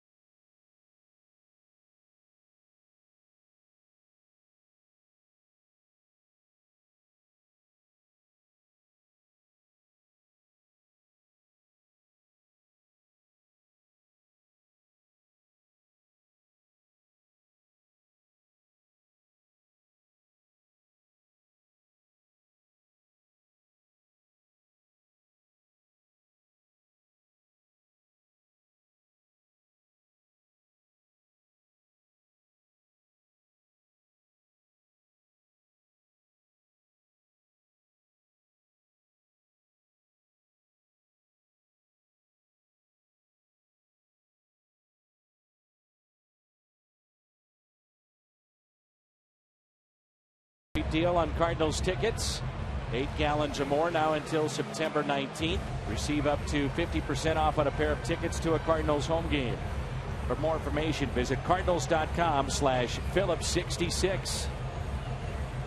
1 hit allowed, 73 pitches in 6 innings tonight for Adam Wainwright. He's walked 1 and struck out 6. And he has struck out Eric Hosmer 3 times tonight. And what a night it's been so far for Matt Carpenter. 3 hits. Has a lone RBI. He's 19th to drive in Mark Ellis. And was back in the 2nd inning.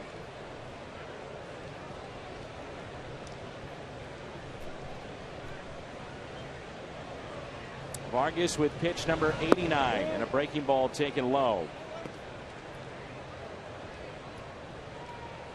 Vargas has dealt with trouble tonight, but has pitched out of it. Cardinals have stranded 8 thus far. It's really what he does. He did that against Toronto, too. He'll give up his share of hits, but he just finds ways to get out of innings. He only gave up 1 run in that start against Toronto that we mentioned. And again, not an overpowering guy. He's just a pitcher. Figures out a way to get the outs when he needs them and has that changeup as a weapon. And I think he's also helped by the fact that he's got a very good defense behind him. Carpenter, it's a 4-hit night. This one will go for extra bases. On his way to second base, it's dug out by Kane. And a leadoff double for Matt Carpenter, who is 4 for 4 tonight. Well, the Cardinals cannot afford to let him pitch out of this one. We look at the night of Matt Carpenter. Began, first pitch he saw, lined it into center field, base hit. He also grounded the ball up the middle for a hit that came in the 2nd inning, and then the 4th inning, another single for Matt Carpenter. But he wanted more, so this time it's a double right down the right field line into the corner. And Matt Carpenter, who had so many doubles a year ago, gets a leadoff double here in the 7th inning.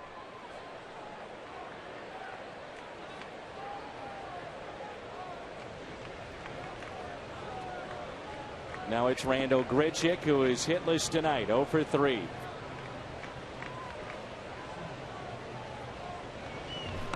Grichuk bunting here. Vargas goes to third and safe at third base. Carpenter avoids the tag. Runners at the corners and nobody out. Risky move by the Royals to try to get that lead runner, and the question is, are they going to review this or not? The Royals players are saying, I think he's out. A little slip there for Vargas and a throw just a little bit on the outside of third base, and he is clearly safe. So C.B. Buckner right on that call, and good base running by Matt Carpenter. He had a good jump on that. Good jump, and I think the slip with Vargas when he tried to threw him off just a little bit. Would you agree, Rick? And No then doubt. offline by maybe a foot, and that foot was just enough for Matt Carpenter. The 7th career 4-hit game for Matt Carpenter, the 2nd time he's done that this season. And here is Holiday, who is hitless tonight. Infield is drawn in and a chance to do some damage.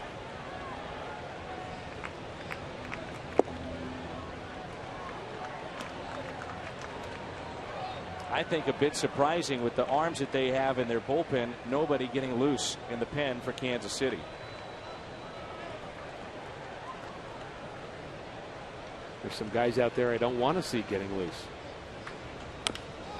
Over Vargas. A run will score. Holiday picks up RBI number 29. Not the hardest hit ball he's ever had, but he'll take it. A productive out for Holiday. And again, quick response time for Matt Carpenter to read that ball that it was going to go over the head of the pitcher. And he took off on first contact, and what a night for Matt Carpenter. RBI number 29 for Holiday, one back of the team lead held by Alan Craig. Runner at second, Randall Grichuk. Here's Craig, who has walked, flied out to deep left center, also flied out to right. 2-0 the lead for St. Louis. Big gap in left center. And Craig takes strike one.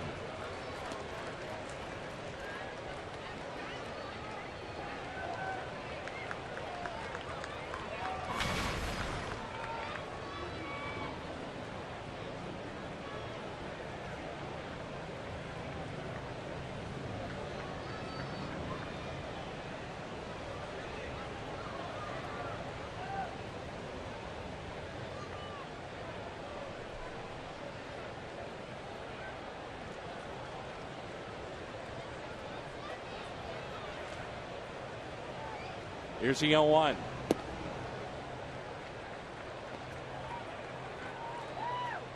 Adam Wainwright has been dealing here tonight. Has allowed just one base hit. He has struck out 6 and now has been given a little cushion of 2 runs.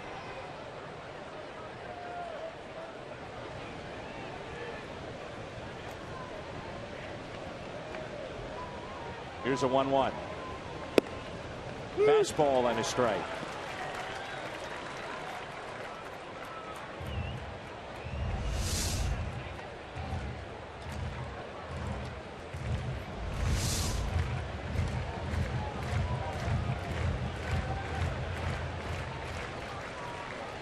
Grichuk has good speed. Hit slowly left side, gloved by Moustakas, and he makes the play. Grichuk advancing to third, and it's up to Yadier Molina. The Royals were taking a chance right there. I looked up and saw the most shallow outfield I've ever seen for Alan Craig ever. I agree. I saw the same thing. And a big gap in left center. Now, we normally see them, any outfield, shade him to the opposite way. But it was more like that outfield that you get in the 9th inning when, you know, you got 2 outs and the winning run's on and you know, the game's over unless you score. So everybody comes in anyway. And it was odd to see that against Craig, who has good power to all fields. And hit 2 balls deep tonight. Just outside to Yadier Molina. Guess you can afford to do that if you've got very fast outfielders. Take a chance. They've got that here. Gordon, Gold Glover, Dyson can fly, so can Kane. I noticed, by the way, the Mets experimenting with that about 3 years ago, I think it was. It might have been Terry Collins' first year in New York.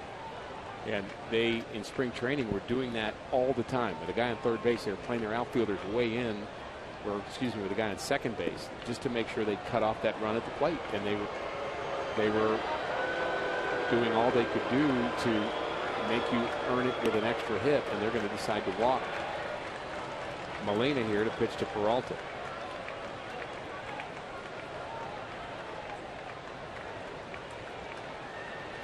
So runners at the corners for Johnny Peralta. Came up with the bases loaded in the first. Grounded back to the pitcher to end the threat for St. Louis. Had a man at first in the third. Ended that inning with a fly ball to left. He's also flied out to right. That is the second walk issued by Jason Vargas. And Peralta, you know what? He's just about due for number 10. Off the end of the bat. Had him out in front. The Cardinals strand 2. They have 2 runs on the night, and Wainwright has not allowed any.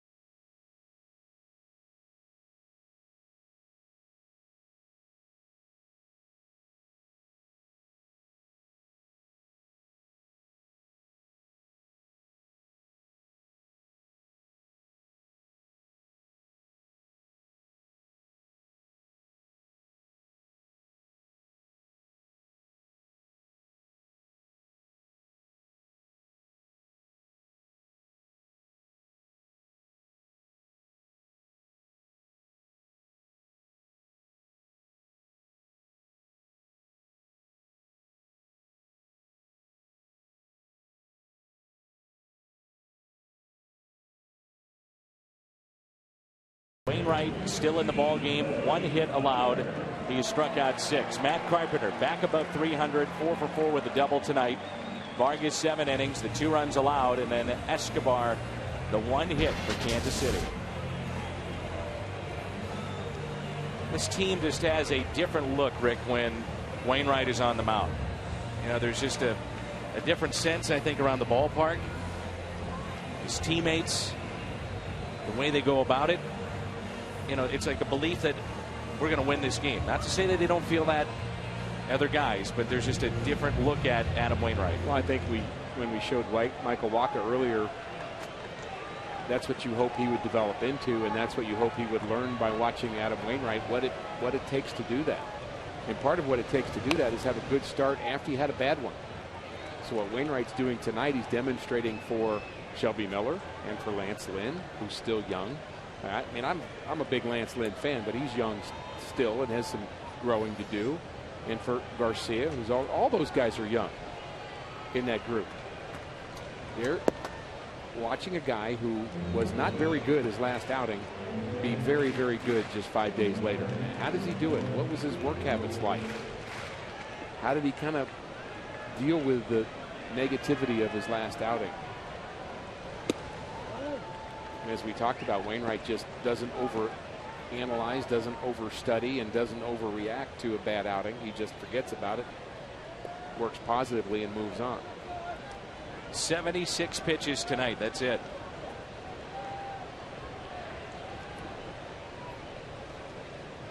The 2-1 pitch to Billy Butler. Ground ball sharply hit to Peralta. The high throw, but Craig back down on the bag. The first out here in the home half of the 7th. So you have a bad start, then you just have to rebound, and that's exactly what Adam Wainwright does. The last 3 starts following an outing where he gave up 4 or more runs. 2 of those came against the Cubs and the Giants his last outing. And a lot of hits, a lot of runs, but the rebound so much better. I mean, just outstanding. You were talking about it a moment ago. Just lights out kind of stuff. And that's a physical thing and a mental thing that a pitcher has to accomplish. The breaking ball drops in to Alex Gordon for a strike, who is 0 for 2, rather 0 for 1. He has walked. He's the first base runner for Kansas City. That was in the second. Left stranded that inning and was called out on strikes back in the fourth. Lefties came in against Adam Wainwright, hitting .204, and right-handers 193. Equally tough.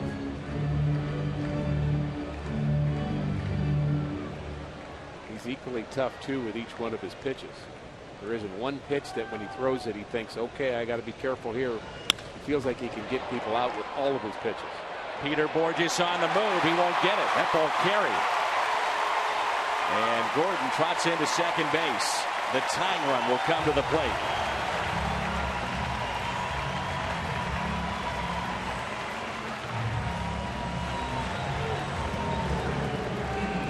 That ball must have been on the sweet spot of the bat, and it was. Knew he hit it well, but I thought this ball was an out off the bat. They just kept carrying, as you mentioned, and hit enough on the line that he got over the head of Peter Borges.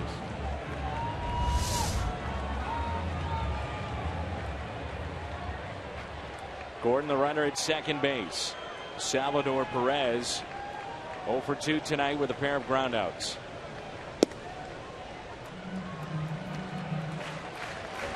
I think the other thing that Wainwright does is that he goes deep into games, which is a concern for the Cardinals with their starting rotation. Jaime Garcia roughed up in the 5th last night, and Mike Matheny then saying, well, I didn't feel comfortable going to my bullpen that early because we've had to go to them so much lately. Been a bad week for that. Yeah, including Wainwright's start.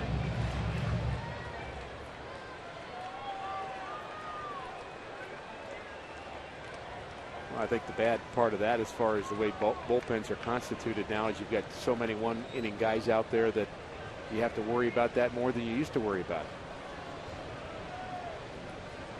Here's a 1-1. I'd really like to see Carlos Martinez be a guy that could throw 4 innings if you have to. In fact, that's what the Pirates have been doing. We talked about this a year ago. Clint Hurdle said, I want ex-starters in my bullpen that can throw 2, 3, or 4 innings. Jenmar Gomez.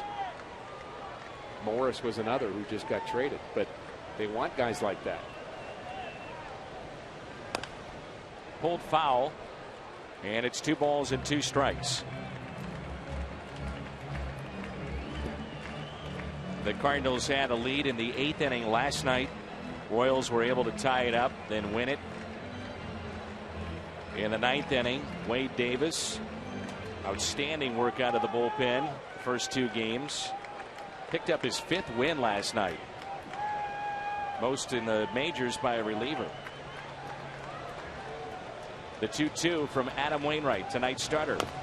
Curveball and chopped in the dirt. Some of our Royal friends were telling me that Wade Davis, from what they've seen around the American League, and of course they're biased and they admitted it, but they said, I haven't seen a pitcher in the American League better than Wade Davis right now. He's throwing 96 back-to-back nights.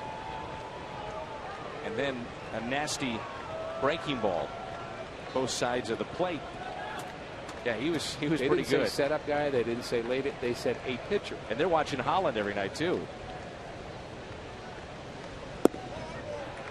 Greg Holland picked up his league-leading 16th save last night. The heart of the lineup for the Cardinals, and that was a 1-2-3 inning. Herrera is throwing in the pen for the Kansas City Royals. It's Kelvin Herrera, right-hander. Gordon, the runner at second base, and the count is full on Salvador Perez, an all-star a year ago.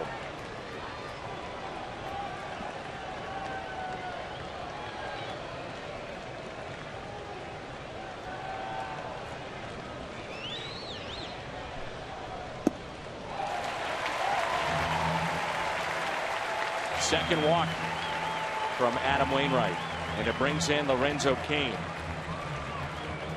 The Royals have some action, Dan, and that's one thing about playing American League style baseball that National League fans are not necessarily used to, is a little more, I would say, hard to understand when you go to their bullpen. You're not dictated so much by the lineup and when the pitcher's coming up. It's kind of more of a feel thing for the American League manager to say, okay, let's look at pitch count and look at who they'll be facing, and a little more of a toss-up sometimes in terms of how you use your bullpen. You're not going to have many pinch hit appearances, and you're going to just hope you pick the right time to go to that pen. Runners at first and second, one down. Lorenzo Cain at the plate. And Cain, very good speed, tough to double up. It would have to be a hard hit ball.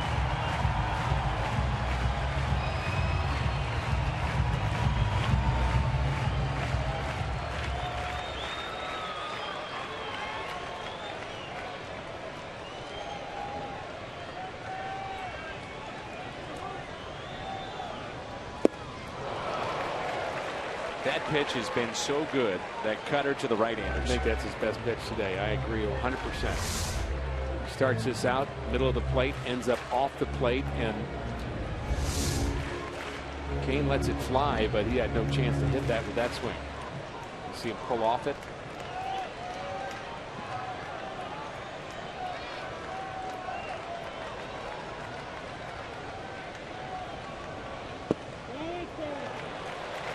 Good example of what Wainwright's been trying to do with in and out both sides of the plate. 100% right there too. It just makes the plate wider, seem wider to Cain. He's got so much ground to cover if you're trying to hit that pitch, that cutter away, and then that sinker in. Boy, the plate looks like it's 4 feet wide.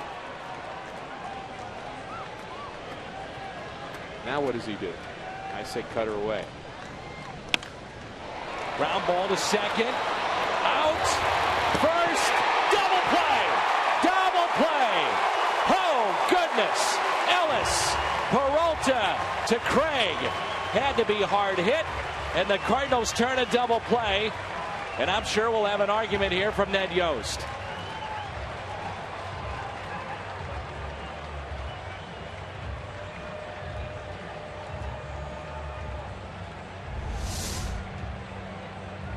Very close at first. Is he out?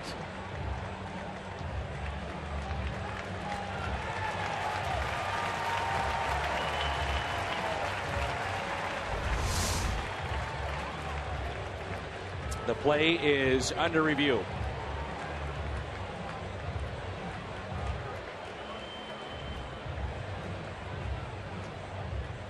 I think an important enough play that it makes a lot of sense for Yost to try it. Now, normally the team stays out on the field, and we're actually seeing the grounds crew at work break in the infield. They probably shouldn't be doing that, because this inning technically is not over yet. The crowd reacting to the call as they see it. You know, part of the renovations at the ballpark is the huge video board, which is HD here at the ballpark, and you get a very good look at that play. And I'm watching the crowd reaction. Those in red are saying out. Those in blue are saying safe. So everybody's happy. It's mixed. So close. This call stands. What a double play started by Mark Ellis. I would say it almost appears that the foot and the catch, in my mind, happened at the same time, Dan, and I don't know if that's clear enough evidence to overturn it or not.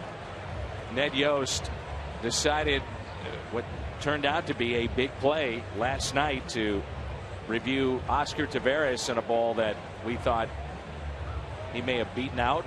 Ned Yost challenged it, and the Cardinals would have scored that inning, you may recall, Rick, and turned out to be a big challenge. So the Cardinals have left the field, which, and to my understanding, they're not supposed to. Is something they're not supposed to do. That's right.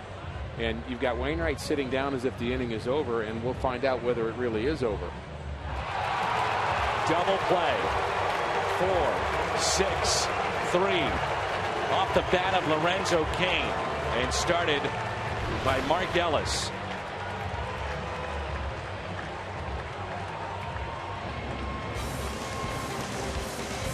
We head to a timeout.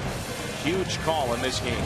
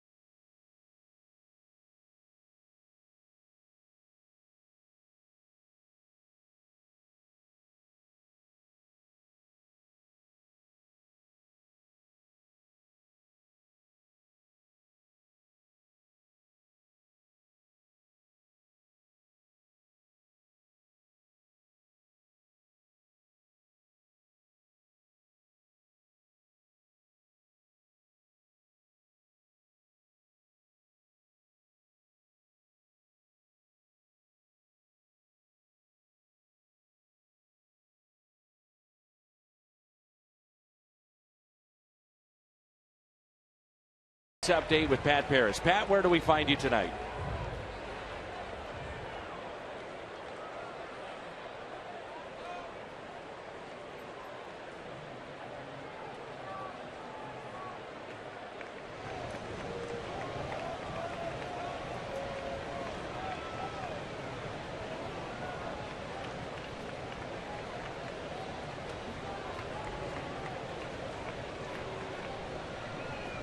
Oscar Taveras looks at a strike, and we are underway here in the 8th.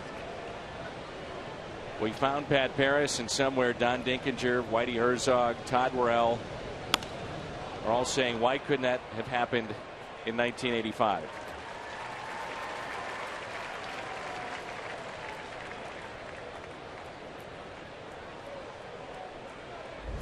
Taveras 1 for 4. This is between innings, and that's Derek Lilliquist with a cup of water, and that's Matt Carpenter. And how about that stare he got? But you know what? 4-hit night for Matt Carpenter, you can get away with anything. Even spilling water on the manager. They didn't look too happy, did they? No, they didn't. Here is Mark Ellis. He's had a really nice game. You had that look, and he was 0 for 4. That might have felt a little different. That's when you just start walking the other way. See, they're buds right now. Yep. No problem. 4 hits. You've helped out my pitcher. We're okay.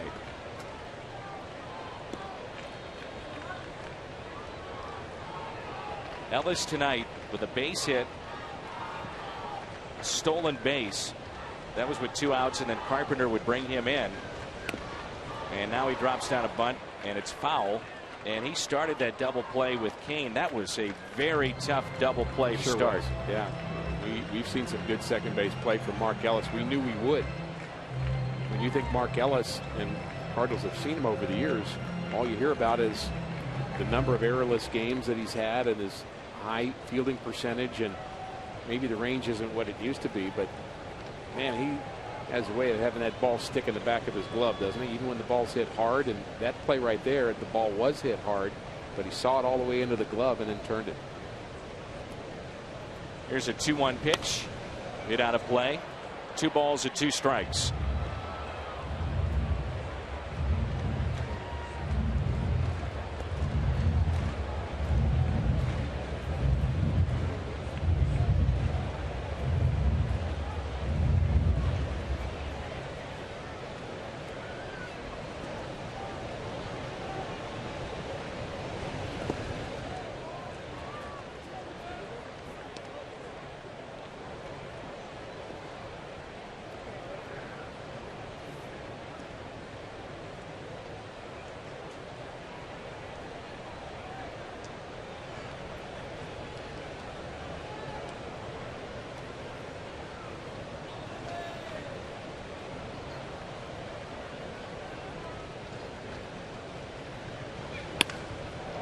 fly ball out to center, and Dyson is there.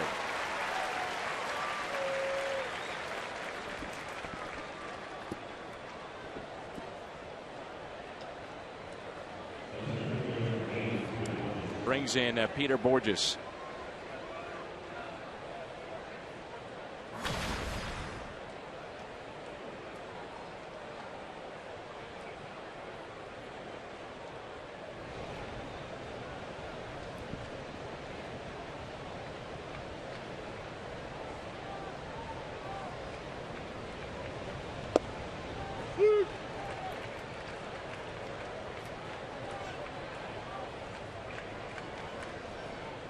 Borges has been called out on strikes, singled to left and flied out to right. So the bullpen question we were talking about, you have Vargas over 110 pitches right now, and he's facing a right-hander Borges with a couple outs in the 8th inning. They have a right-hander and a left-hander ready, but Carpenter's next. So when do you pull it? He's found ways to get out of innings, to be sure. He's given up just 2 runs on 9 hits. An outstanding start, really, for Vargas as well as Rainer. The changeup. Had Borges out in front. 1 ball and 2 strikes. 114 pitches tonight for the lefty.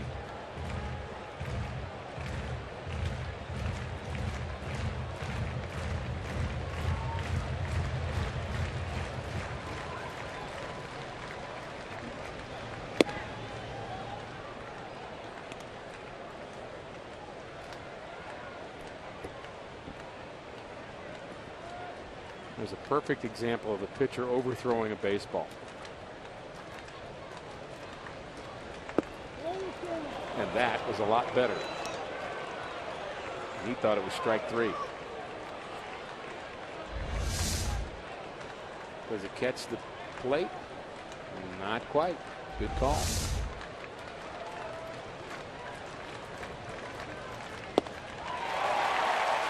Borges strikes out for the 2nd time. Vargas 8 innings tonight. 2-0 St. Louis.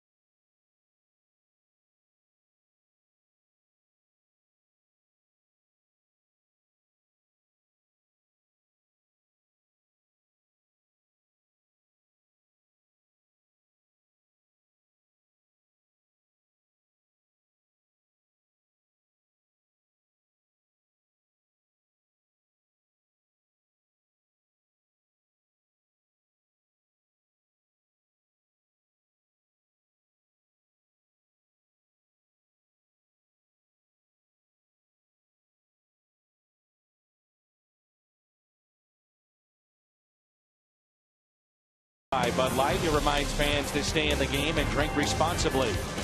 And by Ford, the official cars and trucks of the St. Louis Cardinals. Wainwright tonight, and tomorrow it is Michael Wacha. Combined 12-6. Look at the ERA. Arguably the best 1-2 punch in baseball going into play tonight. A couple of other good pairs there as well, and Greinke and Wainwright are atop the National League with 8 victories. Wainwright trying to become the first 9-game winner and second 9-game winner in all of baseball. Slipping on the play, it's Ellis, and Moustakas is retired. Ellis was playing back on the outfield grass, had to come in and get the hop that he wanted, and was slipping. And Wainwright, depending upon what other pitchers may have done today, although Greinke's not pitching today, Wainwright third now in the National League in strikeouts. He has the most innings, passing Johnny Cueto, and would have the most wins and is in the top 5 in ERA along with Michael Wacha. So start thinking about the National League All-Stars perhaps, and the starting pitcher that Mike Matheny might choose, and at least at this point my vote would be Adam Wainwright. He's been an All-Star twice, and tonight this is the 10th start already. Wainwright has gone 7 or more innings this year. Hung that, and it's fair. Alcides Escobar on his way to second base with a 1-out double, and he has 2 of the Royals' 3 hits tonight. And he's seen probably the 2 worst pitches that Adam Wainwright has thrown tonight. This one had a little hump to it, just sat up middle of the plate. Funny how that happens. You're just, I mean, lights out against everybody, and one guy you just keep making mistakes to. And Escobar has been hitting so well lately, he's not missed them. Really overshadowed the job by Jason Vargas tonight. Vargas 9 hits allowed, but only 2 runs up on the board. The Cardinals have stranded 10 tonight. The tying run at the plate, Gerard Dyson. And a pickoff, and back in safely is Escobar.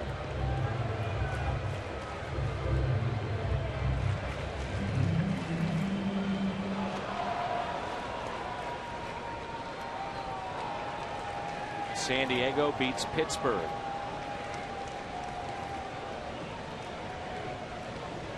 They held the Padres to 1 hit but lose 3-2.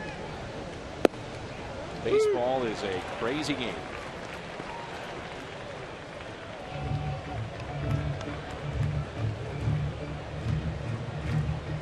The series that Escobar has put together. A couple of hits tonight. You think about his defense, especially games 1 and 2.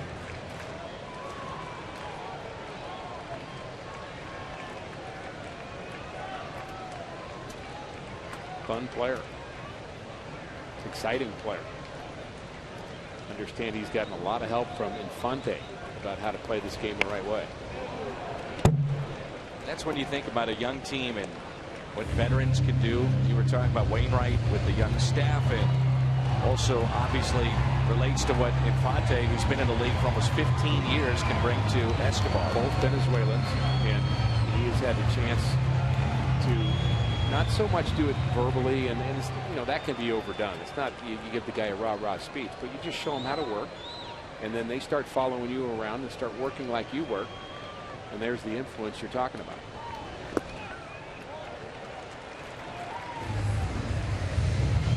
I think Matt Holliday is that kind of a player for the Cardinals. He is not, I mean, he's a pretty introverted guy. You're not going to get more than 2 words out of Matt Holliday, but you watch him work and you think, man, if he's working that hard, and he's that good a player, maybe I ought to be too. And that, again, very positive influence in the Cardinal clubhouse.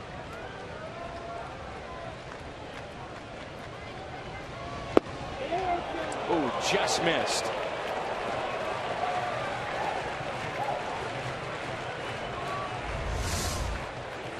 Another close call and a correct call.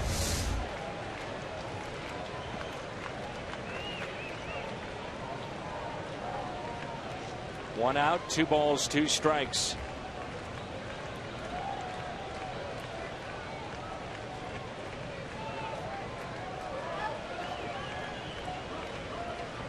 Runner goes out there, and the tag not in time.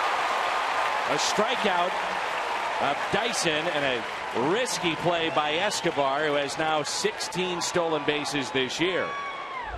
Well, you're challenging not only Yadier Molina, but the throwing lane wide open because it's a left-handed bat. Pretty nice play by Matt Carpenter, too, to keep this from going into left field. And had that throw been up a little bit, he might have been out. And yeah, definitely a risk right there. Now, there's been a discussion at home plate. Dyson believed that they tipped that ball, and the home plate umpire told him, yeah, you did tip it, but Yachty caught it. And I think Yost is asking to see if he would get some help, that maybe that ball hit the ground. And wasn't sure whether it did or not, but that's what Yost is at least hoping for. And he's going to at least ask. We'll see it from a different angle. Yes, he tipped it, but does Yachty catch it or not? Looks like it may have hit the ground, and not sure whether any umpire could have seen that clearly from their vantage point.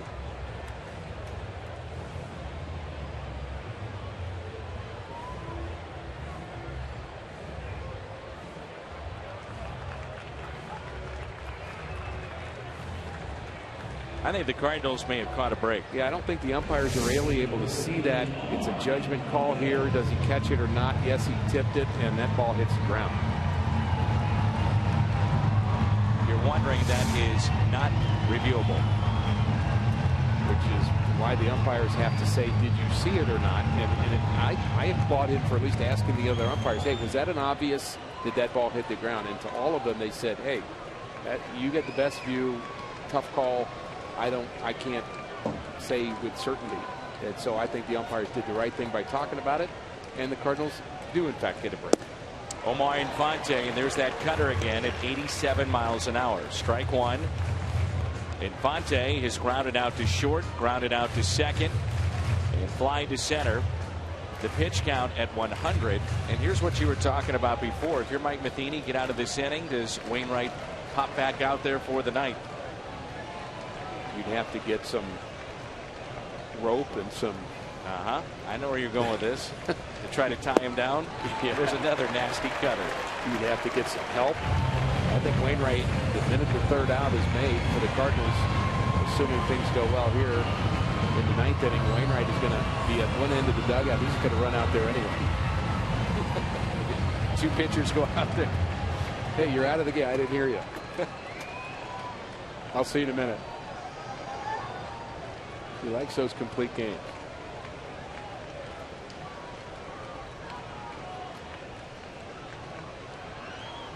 Here's the 0-2. I think the question has to be asked, who would you trust more in the ninth inning?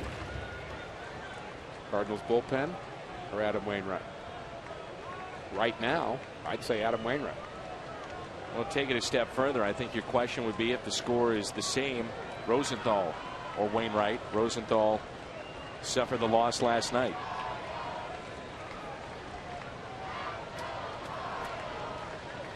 The 1-2 pitch to Omar Infante.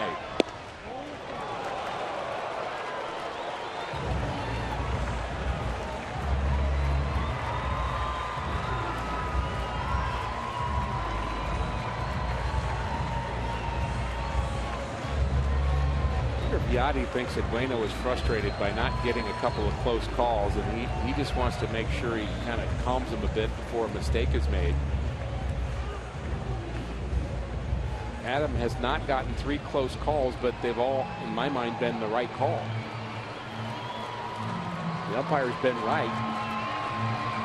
But again, you're pitching in the 8th inning of the game. You're seeing things the way you want to see it. And I think Yachty's just trying to, in my mind, make sure Wainwright doesn't get overly emotional about those calls.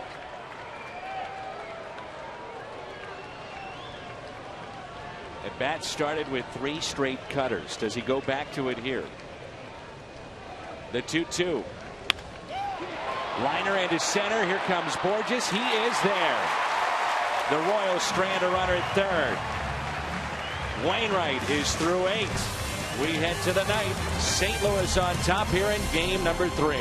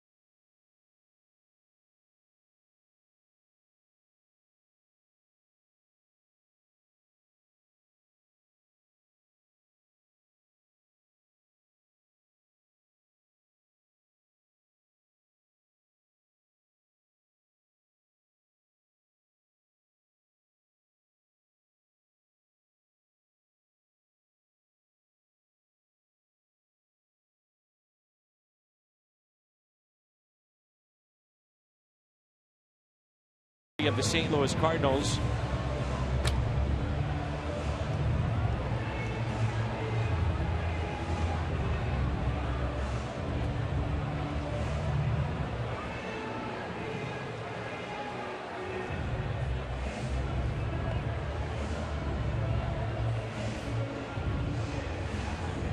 Okay, Pat, thanks. This Sky Variety telecast is presented by the authority of the St. Louis Cardinals. It may not be reproduced or retransmitted in any form, and the accounts and descriptions of this game may not be disseminated without the express written consent of the St. Louis Cardinals.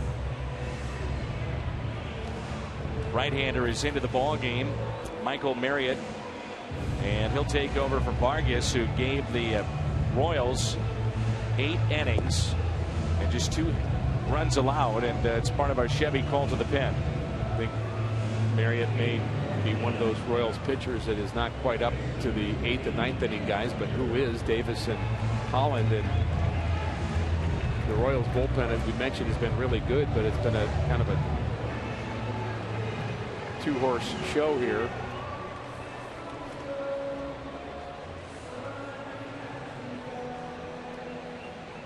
First 2 games, the Royals 9 for 18. Runners in scoring position. Tonight, though, 0 for 7. Nobody throwing right now in the Cardinals' pen, if you're wondering. What a night for Matt Carpenter. Trying to make it a 5-hit night is Carpenter.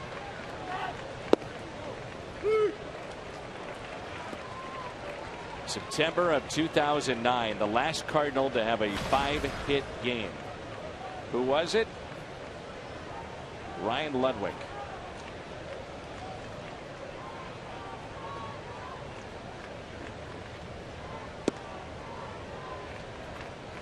One ball and 1 strike.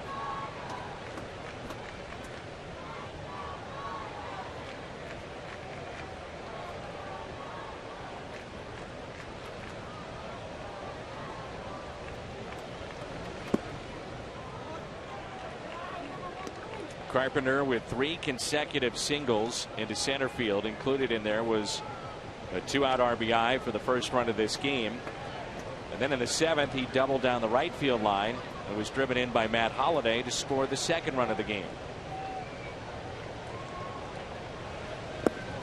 3-1.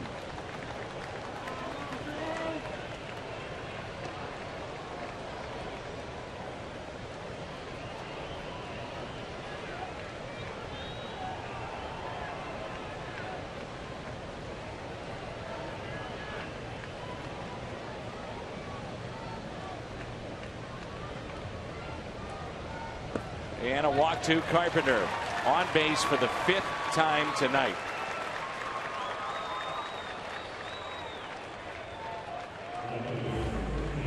Last time that Carpenter was on was in the 7th with the double, and the Cardinals then bunted with Randall Grichuk.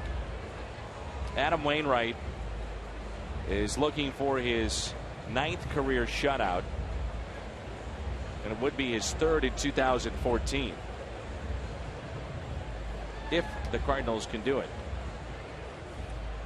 Cardinals have received 3 walks tonight. One of those was intentional. And here is Randall Grichuk.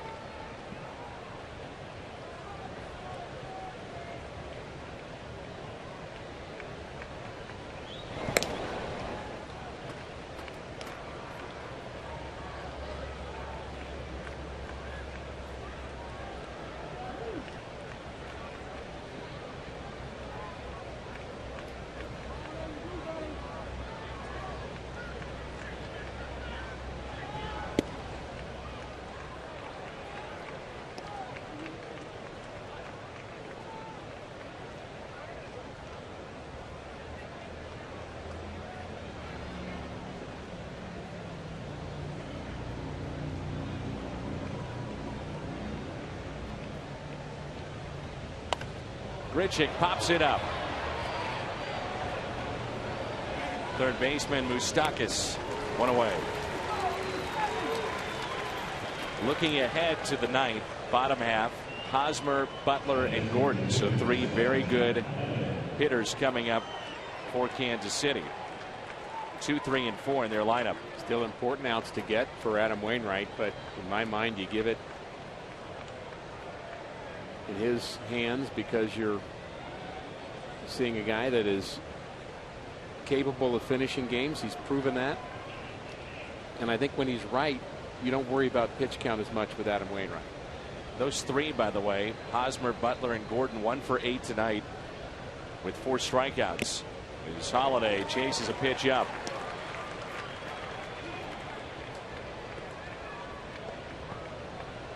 Some very short leads from Matt Carpenter. Surprising that he's not at least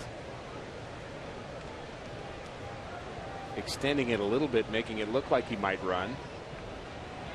Really just a 2-step lead. Out of play.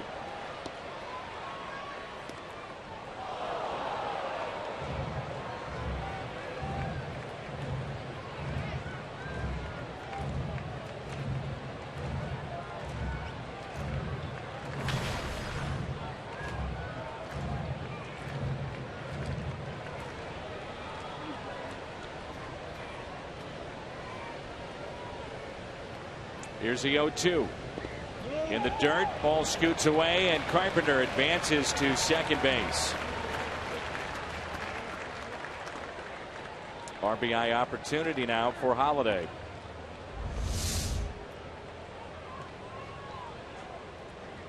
Again, that's the backhanded stab at it. We saw that at least twice in the series in St. Louis, and that's just not the right form. And a lot of times guys will do that on a fastball because they're surprised that's where it is. But when you know a curveball's coming, you're ready to turn your glove around and just try to smother it and block it. Ground ball that's hit to short. Escobar makes the play. As Hosmer stays on the bag, Carpenter stays at the bag at second. Some pretty good footwork by Hosmer there.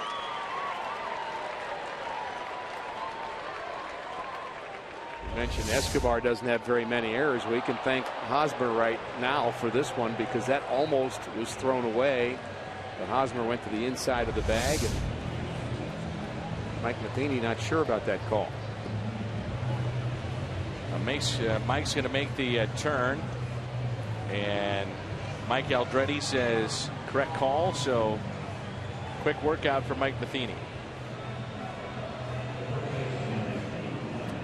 I think baseball, that's the only thing that makes this ridiculous with replay. Well, I think baseball will figure out a different way other than have the manager come out there, which of course they're asking them to do to make sure the next pitch isn't thrown. That's why they're doing it, because otherwise you race to the next pitch and you don't give the team a chance to actually think about it. You've got to give them some period of time, not a lot, let's say 15 seconds, which would be true even if the manager wasn't involved in it, even if it was New York doing it and saying, hey, let's look at that. That might have been close. So somebody's got to delay it, but to have the manager run out and just stand there and say, hey, I'm just standing here. That's what I just feel there's got to be a better way. Holiday could have just stayed at first and said, I'm not going. I'm not leaving. I refuse to leave first base until it is proven. And then you get the thumbs down or the thumbs up from your own dugout, and then you say, I'm just kidding. I'm out of here. See you. Here's Alan Craig. And again, Rick, take a look at this outfield. Shallow for Craig. Have you ever seen an outfield that shallow for Alan Craig? Not at center, especially. In right as well with Kane. Well, he's a guy that's got warning track power. I mean, to the opposite way. He can hit home runs the other way. But, I mean, you normally play him to where you're, I mean, not far from the warning track.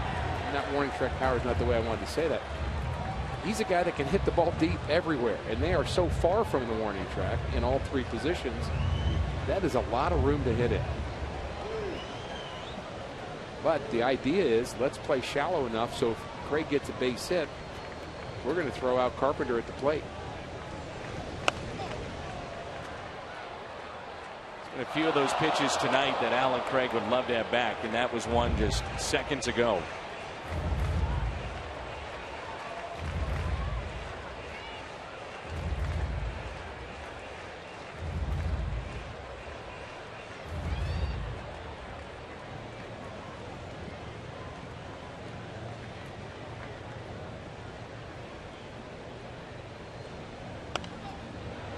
Out of play.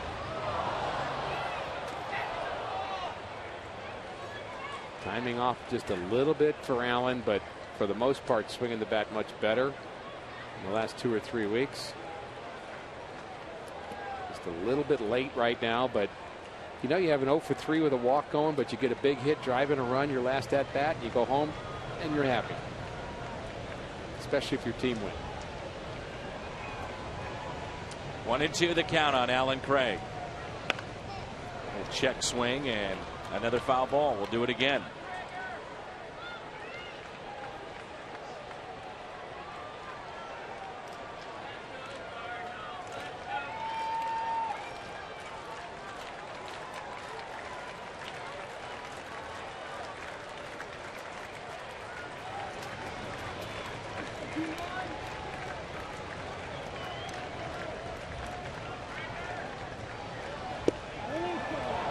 Taken up and in, 2-2.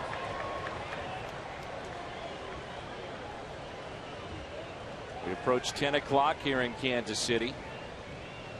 What has been a highly entertaining game. Cardinals about to hit the Royals 9-3 and they lead it 2-0.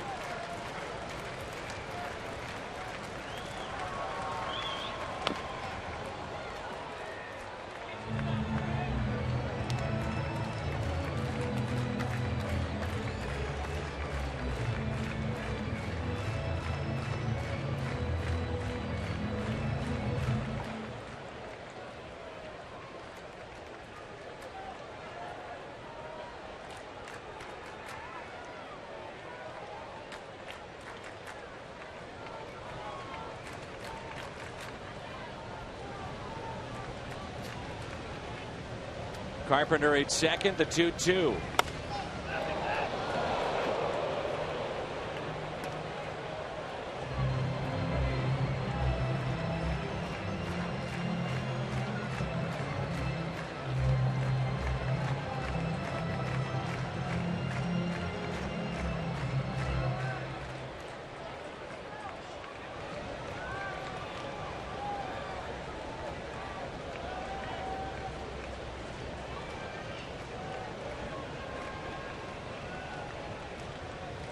Here's a 2-2 on its way.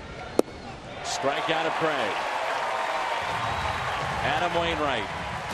Can he again finish what he started?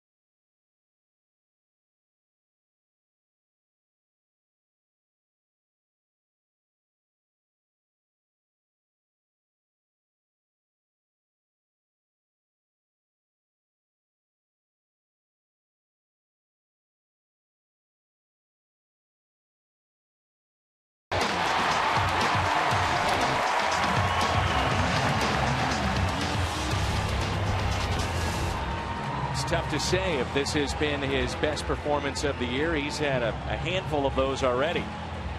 game he pitched against Arizona, he allowed just one hit.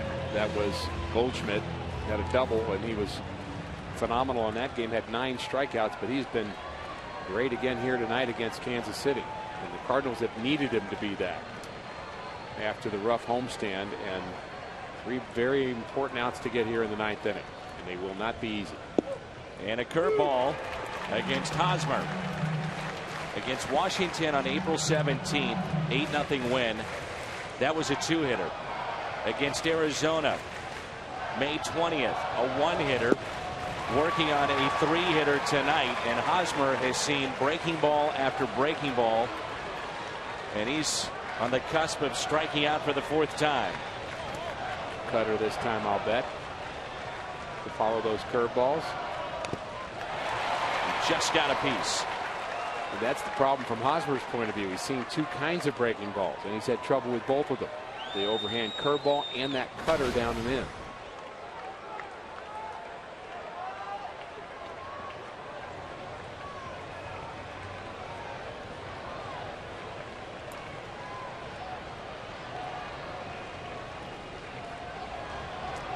Is it back to the breaking ball here? A strikeout. The ball gets away. Molina to first. Not in time.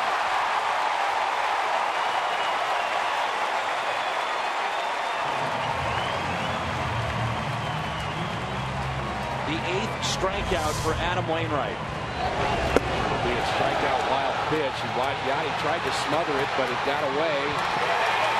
Boy, he had every ounce of his body trying to get to that ball to help out his pitcher. You see Yachty's reaction.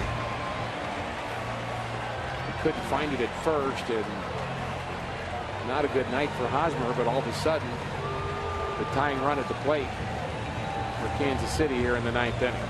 Billy Butler. It was just last Friday night.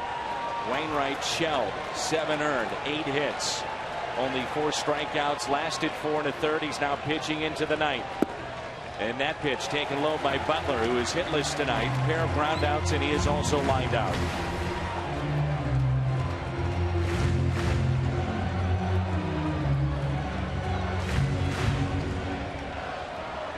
Butler has grounded into 6 double plays. Here's a 1-0.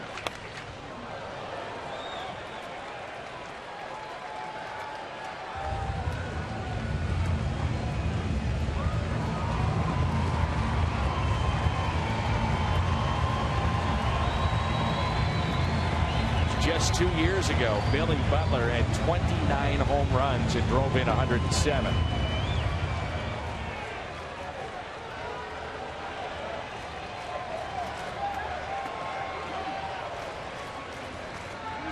Cardinals have turned a double play tonight. That was off the bat of Kane in the 7th.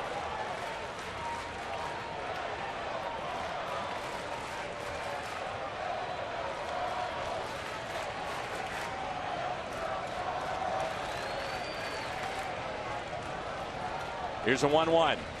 Ground ball up the middle, base hit.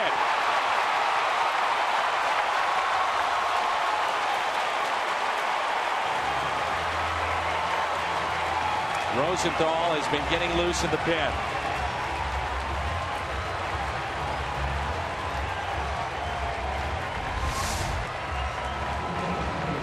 And Mike Matheny will go to his pen right now.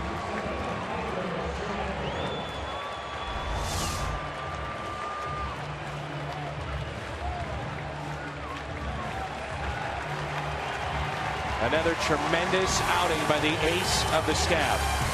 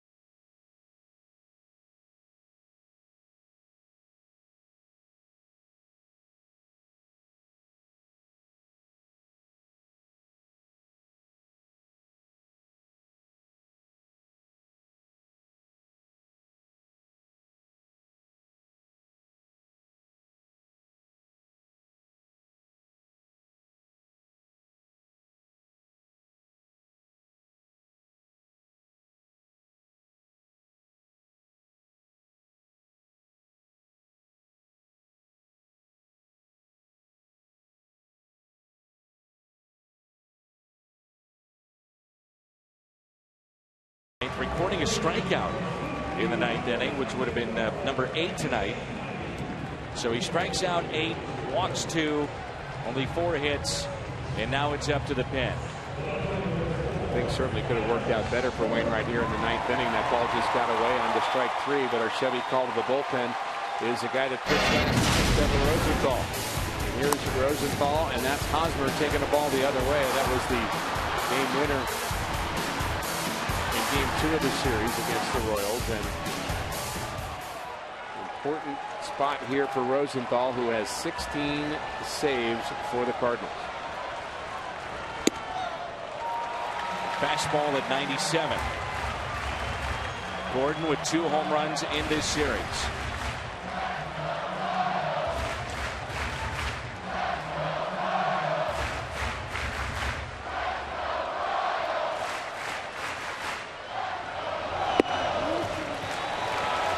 Of concern for the Cardinals have been the walks by Rosenthal. 15 and 27 and a third this year. And I wonder if we would be seeing Kevin Segrist at other points, other times, if he were healthy. For comparison, Rick, last year Rosenthal 75 and a third innings, walked 20. And this season 27 and a third, and again 15 walks. However, he struck out 35 and opponents hitting .214 against him.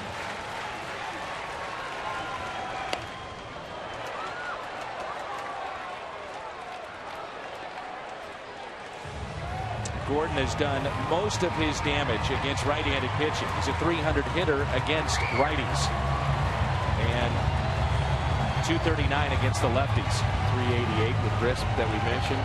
Second best in the American League. Tense here at Kauffman Stadium. The 2-2.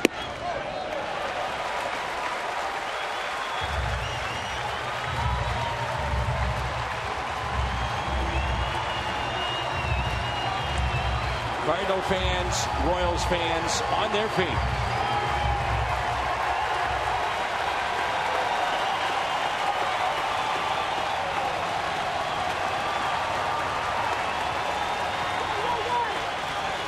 The 3-2. Walked him.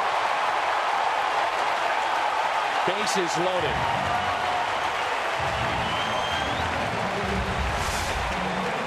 Very consistent job behind the plate by our home plate umpire. Boy, that looked like a strike, but it wasn't. Just off the inside corner. Trevor Rosenthal from Lee's Summit, Missouri, probably has a lot of fans here at the ballpark today. And right now, he's got a lot of pressure as well to try to help out Adam Wainwright and his teammates. Salvador Perez. He is grounded into 12 double plays, second most in the American League. And he takes strike 1. You mentioned it, Dan. This has been a great game.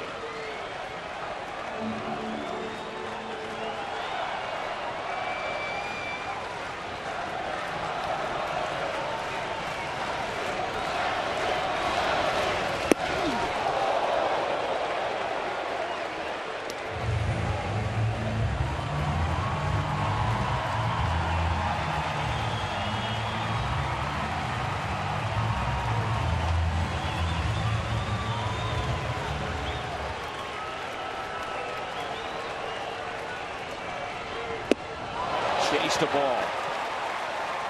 1 ball and 2 strikes.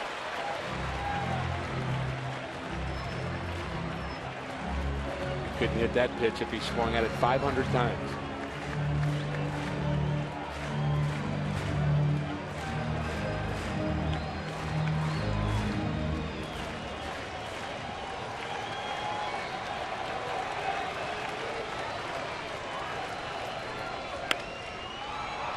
Popped up to the right side and out of play.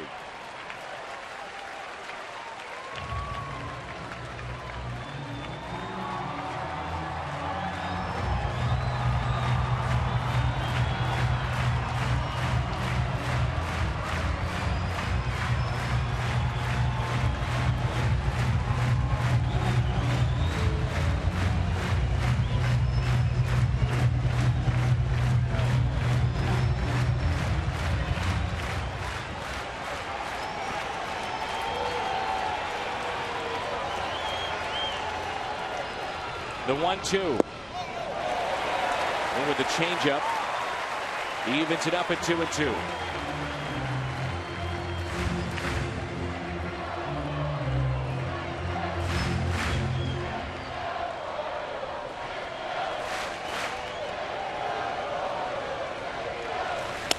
A broken bat. Hit softly to third. Out at second. And no play.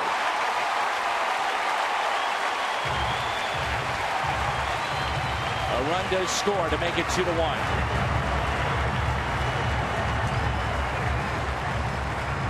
Matt Carpenter did well just to catch that ball because the bat was following the baseball.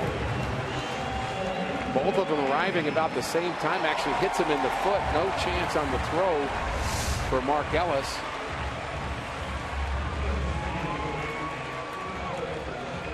Aoki will be the pinch runner for Salvador Perez. Well, with the speed of Kane, it would be tough to double him up. However, I said that back in the 7th, and the Cardinals turned a 4-6-3 double play. It would have to be a hard hit ball. Rosenthal would love to strike out. Line drive, right center, and this game is tied.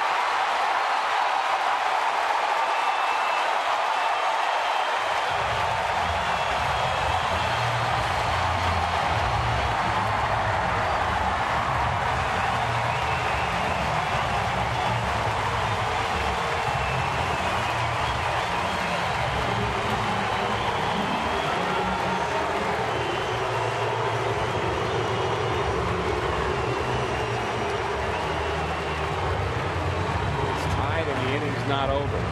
Moustakas is 0 for 3, but still dangerous. He's had trouble with breaking balls, but maybe the fastball a different story.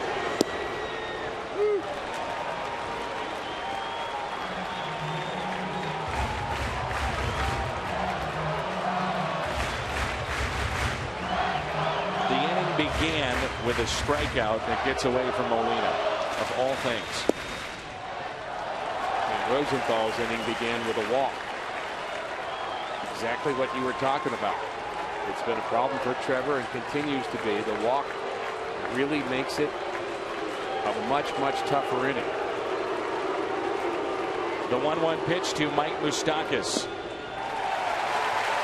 The question facing Mike Matheny after this game, win or lose, is did you think about sticking with Wainwright all the way through and let him decide this game, decide this outcome, put it on his shoulders to win or lose?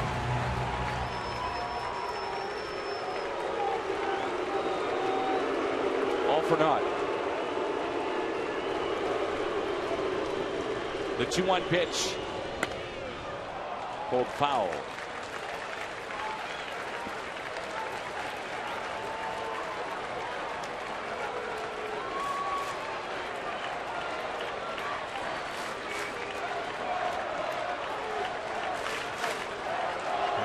Fastball in on Moustakas.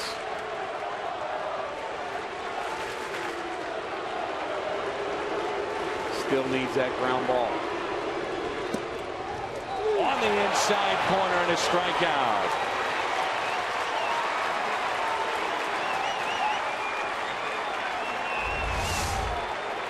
Another very close call. Yachty was set up outside, but it catches the corner on the inside. Changeup from Rosenthal, and another good call by our home plate umpire, Tripp Gibson.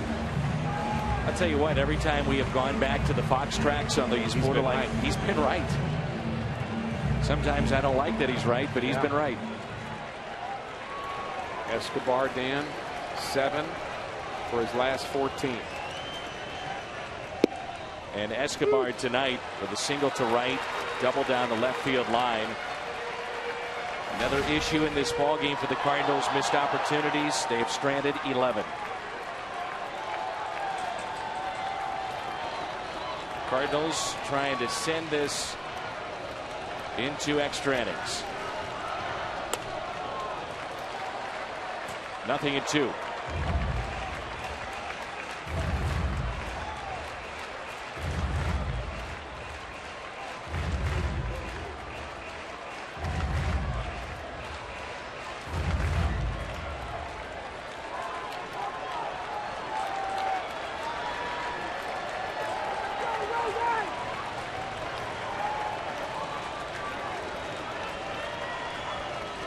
Here's the 0-2.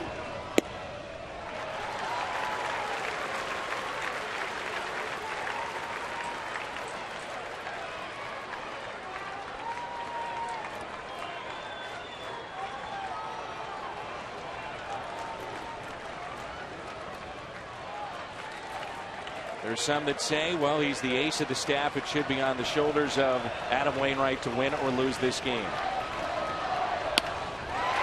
A runner and caught by Peralta.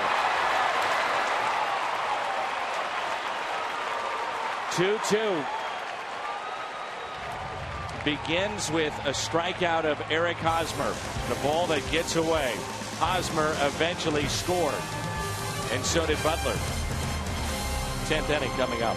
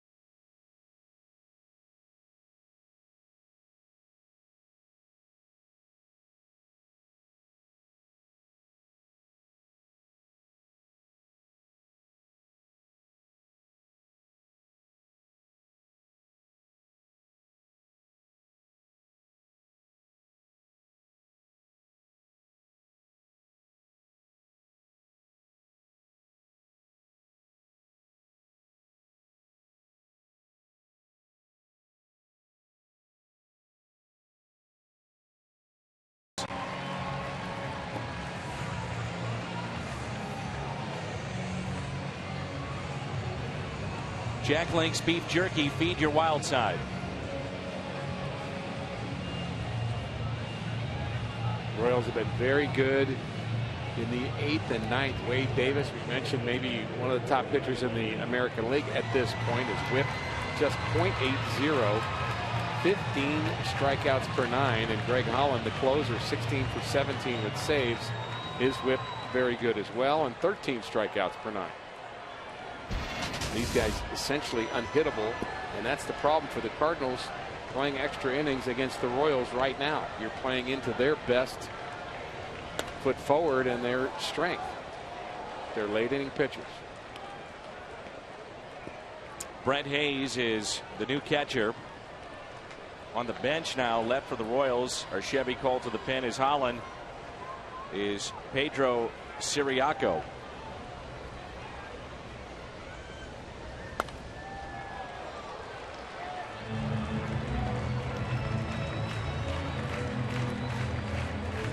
Nothing to it on Yadier Molina. Molina with an infield hit that was back in the first. Singled to center, flied out to right, and was intentionally walked back in the 7th. And that's lined foul and out of play.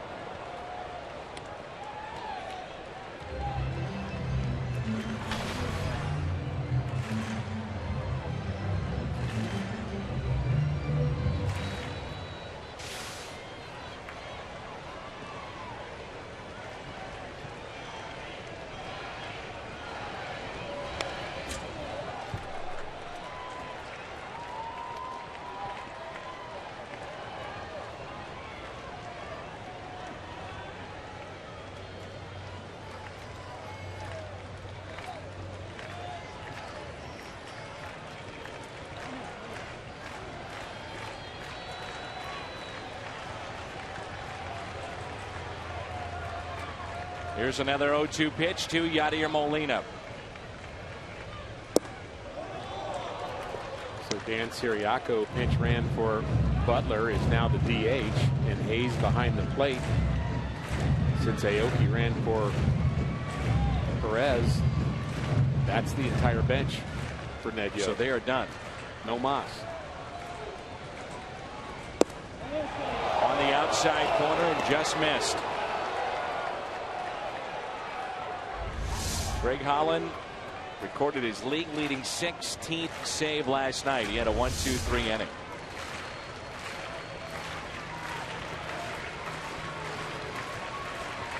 The 2-2. I give Ned Yost some credit in that ninth inning to take every edge he could to try to get speed on the base pass to make sure that plays were tough. Double plays were tough to turn. Tough guys who lead runners were tough to get. I mean, he used his bench. Now he's got to live with who he's got left. But he also has, again, 2 pretty good pitchers left. Maybe more important.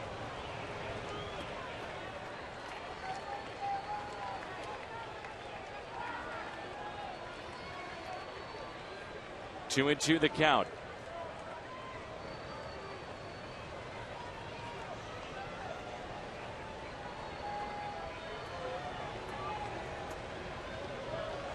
Well, Dan, we know that the question will be asked about Wainwright in that ninth inning, and I felt at the time that when Wainwright came out, it was the right move, despite the fact that I thought Wainwright should be the guy to pitch the ninth in general. But once 2 hits happened, had that sense of maybe he was going to be snake bit that inning. And certainly don't agree with the results and don't like the results, but I thought the move, I have to continue to agree with it because that's what I thought at the time. And Holland, you have to agree with him being on the mound if you're a Royals fan, because he is some kind of nasty. Power delivery.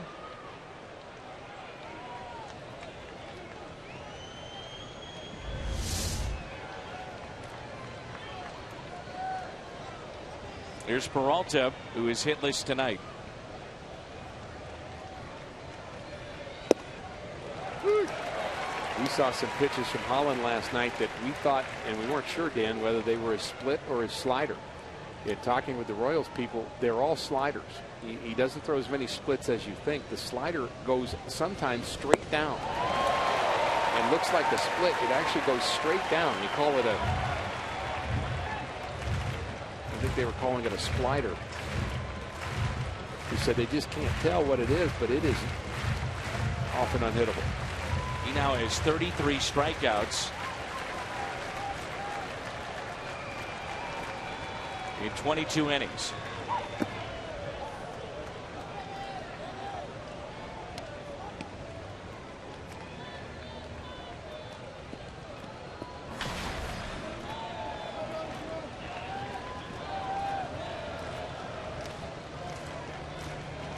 One ball and 2 strikes. That ball is hit out of play. It'll find the seats. Another aspect of the inning too. Matt Carpenter decided to go to second with that ground ball. Could have gone home or to third. I also thought about that. Now the guy who hit the ball, Salvador Perez, has hit into more double plays than anybody in the American League. I think he had 11. Had 12 double plays. And so I think it's the right move. You think you're going to get a chance, but boy, sure, you would have preferred the out at third or at home, either one. The 1-2.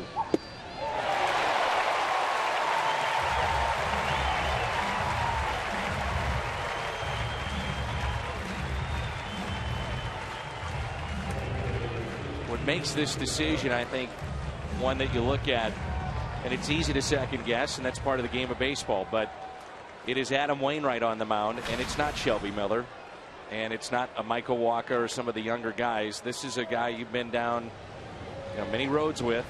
He's been in pressure situations, and you say, if he's the ace, do I roll the dice with him, or, as you said, is he snake bit a little bit in that ninth inning? Well, I could see either way. I would say any starter you have that you can name who's a great starter who gives up 2 hits to start the ninth inning, 99 out of 100 times you're taking them out.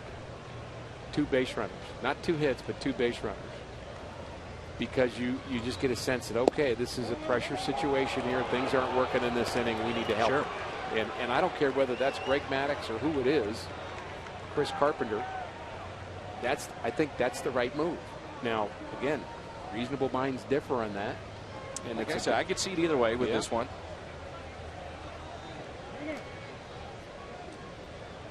But Rosenthal comes in and doesn't walk the leadoff batter, which again was the big problem. I mean, you just can't walk a guy in the ninth inning. You can't. You're inviting a problem.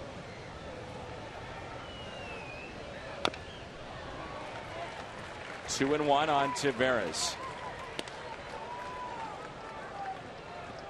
Oscar tonight is popped out to third, was called out on strikes. Hit a double down the right field line and also flied out to left.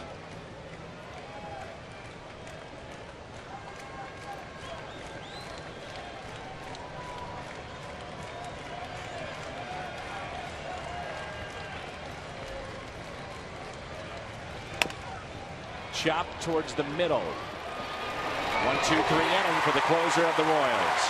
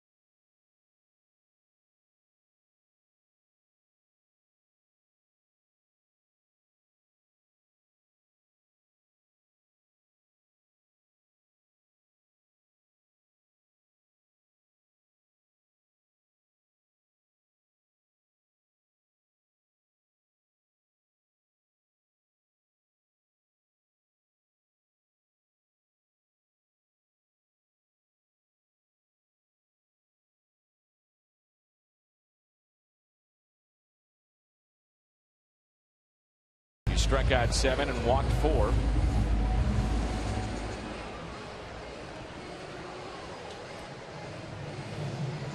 And it'll be the bottom of the lineup for Kansas City. Cardinals about to hit them 9-5. We're tied up 2-2 here at the bottom of the 10th. Freeman's been good, and this is as high a leverage situation as you can imagine. Pitching in extra innings on the road, you have no margin for error.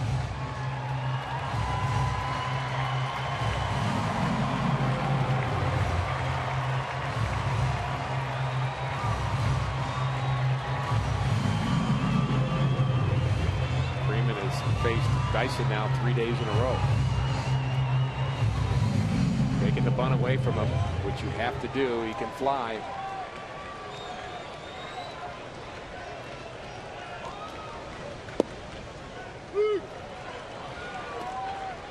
Strike at the knees to Gerard Dyson. Underway here in the home half of the 10th. The Royals tied it up in the bottom of the 9th. Being interesting, getting a lot of comments on Twitter from Cardinal fans, obviously frustrated and kind of going all different ways about how to handle that 9th inning, and everybody's entitled to their opinion. The manager has to make the call. It's his responsibility. But 3 options are you don't let Wainwright go out in the first place. You just bring in your closer. Second option is you let him go out until he gets in trouble, then bring in your closer. Or you just let Wainwright finish it, period, no matter what happens. And I can tell you from at least the folks on Twitter, they're all over the place on that answer. Pretty much evenly split. Here's a 1-2. Dyson chops it. This could be trouble. Freeman. Nice play.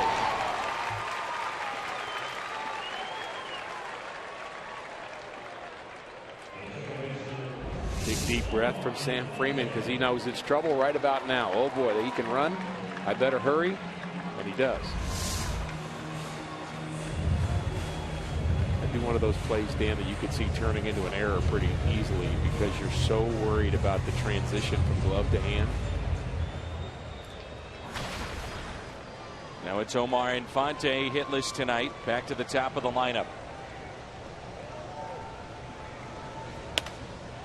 And a fly ball lifted to right. Taveras is over, and he makes the play. So with 2 down, it brings in Hosmer, and he's had a tough night. 4 strikeouts against Adam Wainwright, who struck out 8 tonight. It was Hosmer who started against Wainwright in the bottom of the ninth. He struck out on a ball that got away from Yadier Molina. He reached first base, and eventually he would score.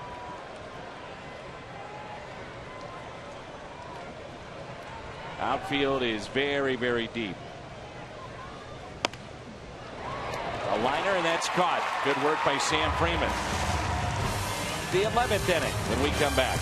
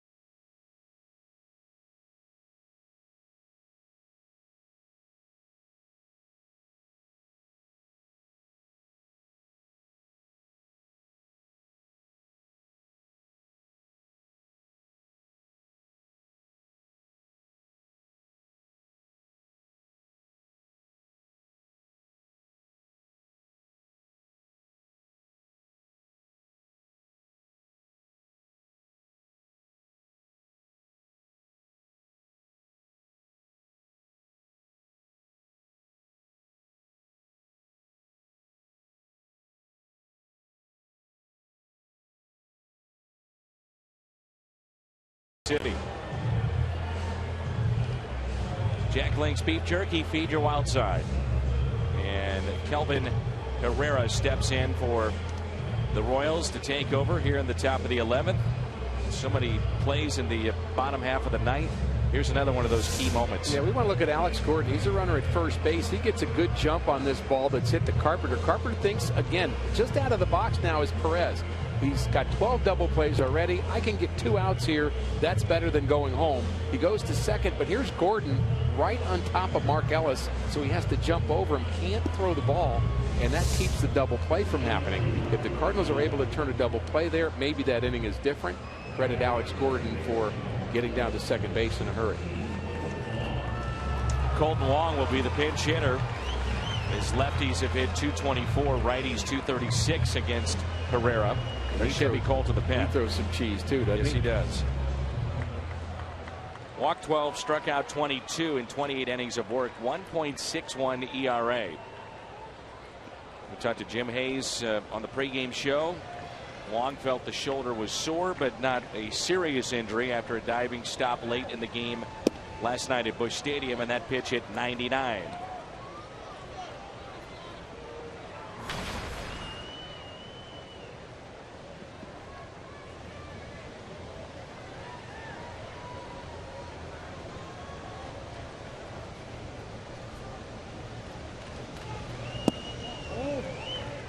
Two balls and no strikes. By pinch hitting Wong here, You got a chance for a guy with some speed to get aboard to start the inning if he is successful.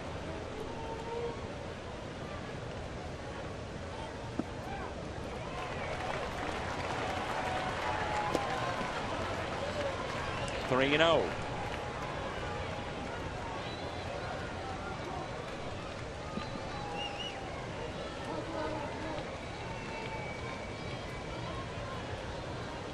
Sam Freeman made that 10th look easy, didn't he? Sure did.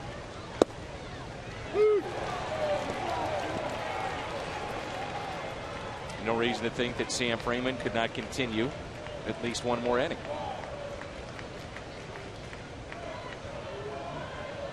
Butler out of the game. That's good. We'll be facing Siriaco Gordon from the left side. And the catcher Hayes.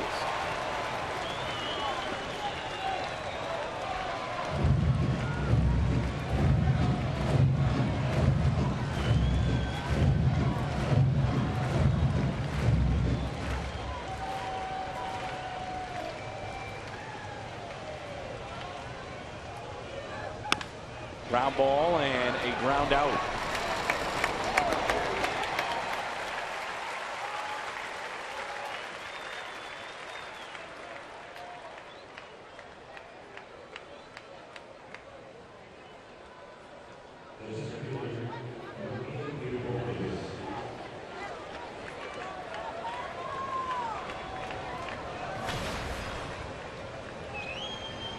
Peter Borges is 1 for 4 tonight.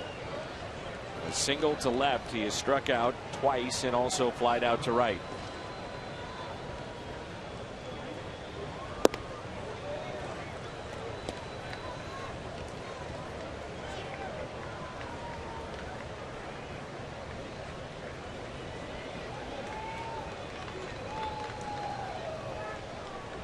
Carlos Martinez is throwing in the Cardinals' pen. Again, as Rick said, Siriaco, Gordon, and Hayes due up for Kansas City.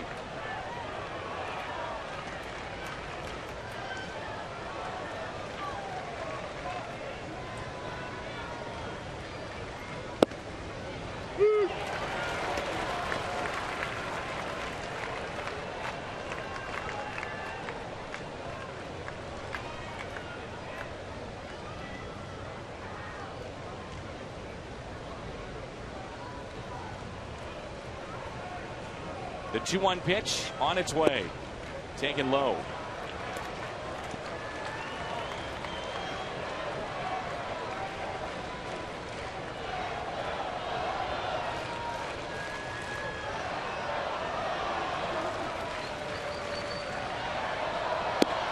And there it is. A base runner for St. Louis with a 1-out walk.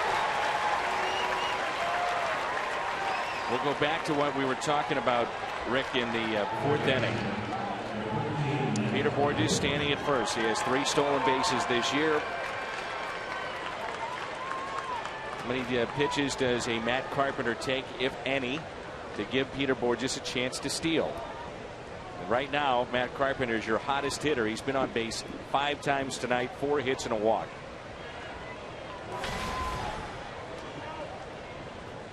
You've got to take a strike in my mind. Borges, backup catcher in right now as well, has very, very good speed. Not running, and the pitch is taken for a ball. See, Brett Hayes, who's the backup catcher, and obviously a pitcher that can bring it. But the Gold Glover is out of this lineup right now.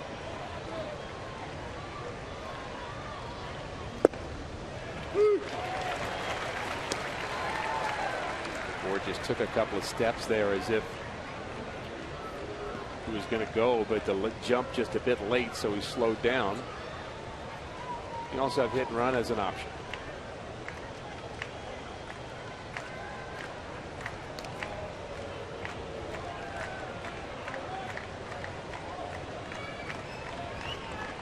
As I mentioned, a concern for the Cardinals in this game. Runners left on base. They've stranded 11. There he goes. Throw down to second and save. Borges in there with a stolen base.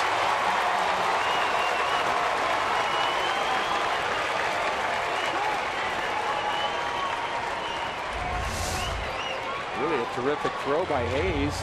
Got a good pitch to throw. Threw it right on the money, and he's still safe.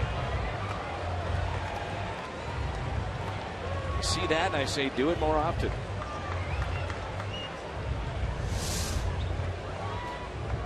Now Carpenter, a chance at his second RBI tonight. He picked up number 19 back in the second when he drove in Mark Ellis after a stolen base.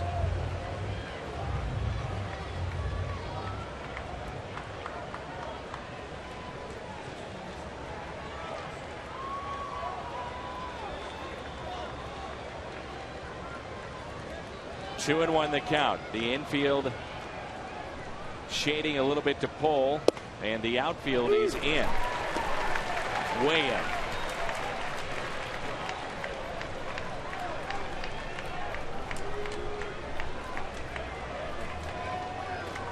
It's Gordon in left, Dyson in center, Kane in right.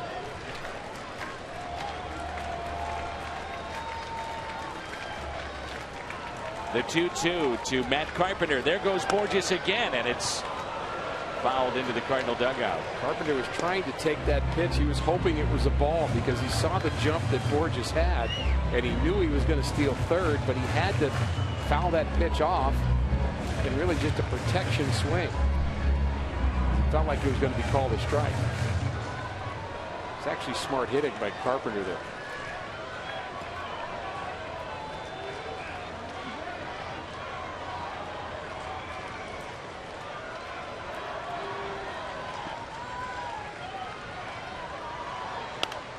Spoiled again by Carpenter. See, Dan, the outfielder is where they're playing. I'm not sure we would call that, and it would be constituted as a shift. But that's really what it is. You're shifting your outfielders in situationally to say that we believe that we'll take a chance of Carpenter hitting it over our head, be a double anyway. But we think he's more likely to get a single, which happens more often, and we're not going to let you score on this single. Now it's a 2-2. Up and in. Pat Neshek is starting to throw in the Cardinals pen. Cardinals have had Martinez up, getting loose and hot. And now Neshek, if the Cardinals would take the lead.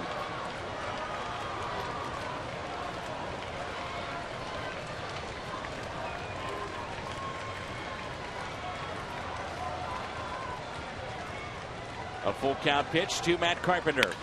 Lined into right center field, and that ball will get down. Carpenter, 5-hit night, on base for the 6th time, and the Cardinals have the lead, 3-2.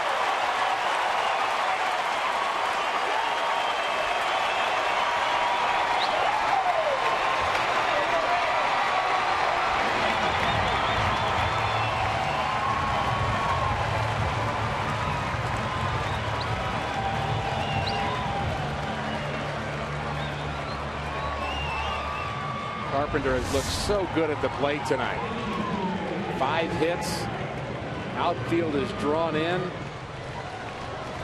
Borges sees it's going to be down. No trouble scoring. And because the outfield was in so much, Dan, that turns into a double because they've got to go a long way to cut that ball off in the gap. And Carpenter now in scoring position. And the Cardinals want more. Still only one out, and here is John Jay. Matt Carpenter on base for the 6th time tonight.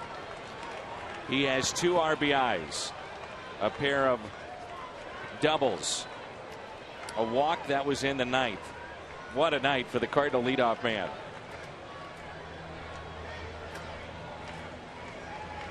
Career best 5th hit on the night. A key stolen base for Peter Borges. The 2 steals tonight have proven to be big for St. Louis. It's Mark Ellis in the 2nd inning. Carpenter drove him in. This time here in the 11th, It's Peter Borges with the stolen base and the RBI for Carpenter. 2 RBIs tonight. He's up to 20 this year.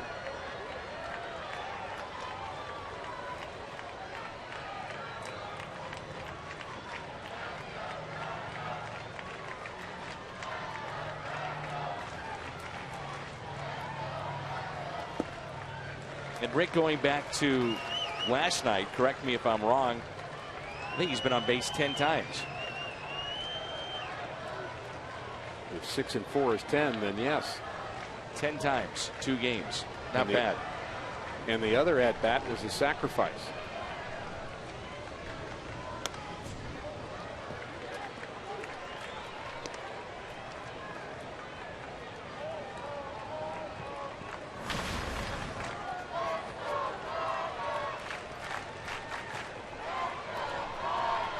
So Carpenter is 7 for his last 7.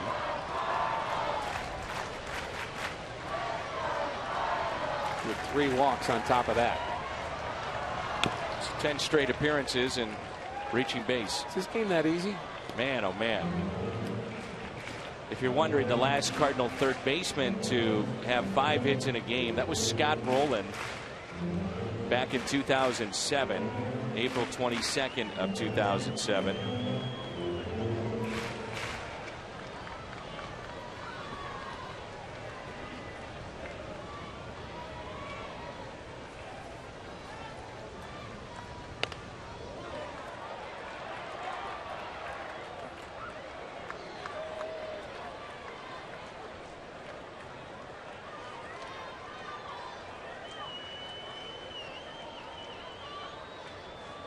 John Jay is battling now. 1 ball and 2 strikes.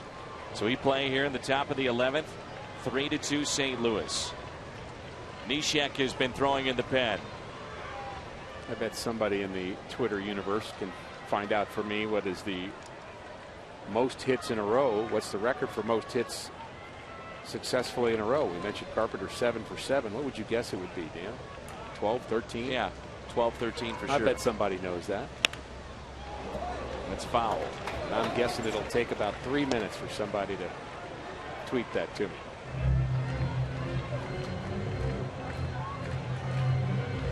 It'll be Siriaco, Gordon, and Hayes, not Jim, coming up in the 11th.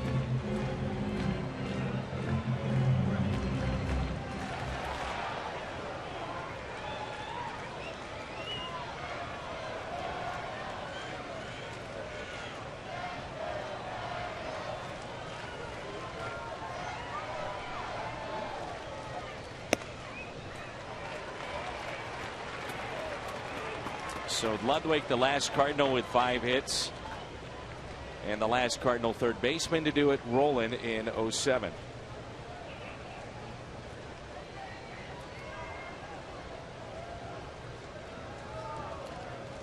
Here's a 2-2. And we found the number. Consecutive hits in a row, 12. Walt Dropo was the last to do it.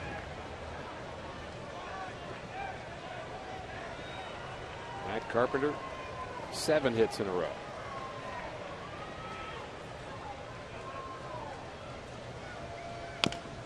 Chopped off the plate and foul.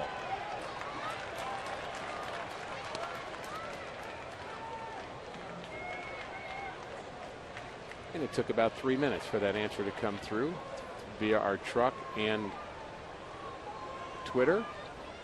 Played 3 games over 2 days, 14th and 15th of July in 1952 for the Tigers. 12 consecutive hits and 12 straight plate appearances. Did that against the Yankees.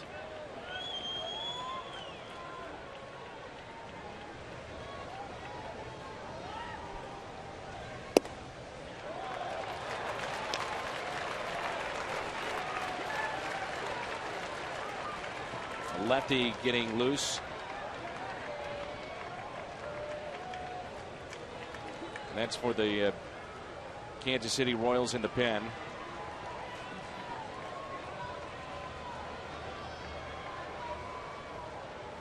Here's a 3-2. And that's a base hit. Carpenter will be held up.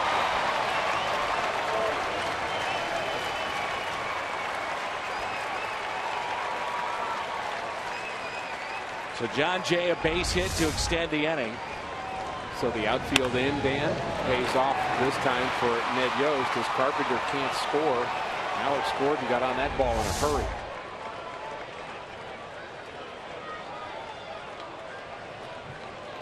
Ned Yost will come out and make the change. Matt Holliday is due up for the Cardinals.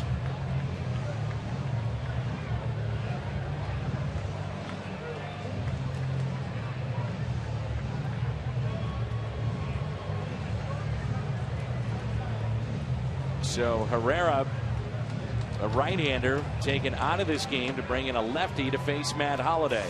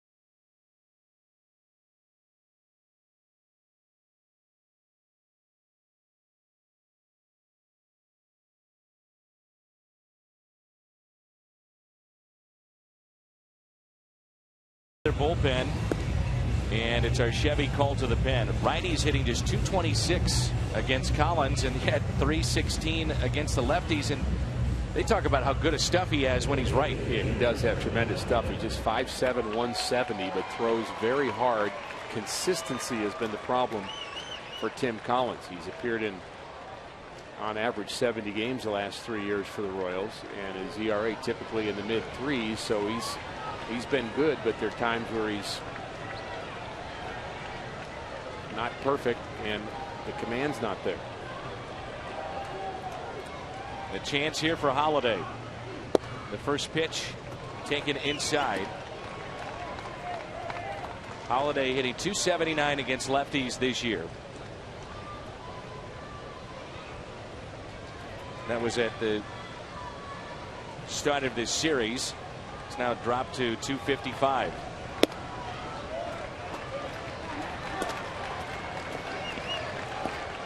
Two balls and no strikes with one out and runners at the corners.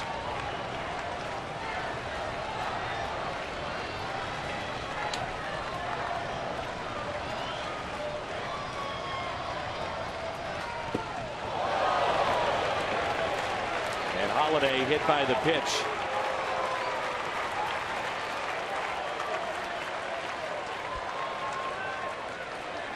The bases are loaded for Allen Craig. Seems like to pitch Holliday in, but that's too far in.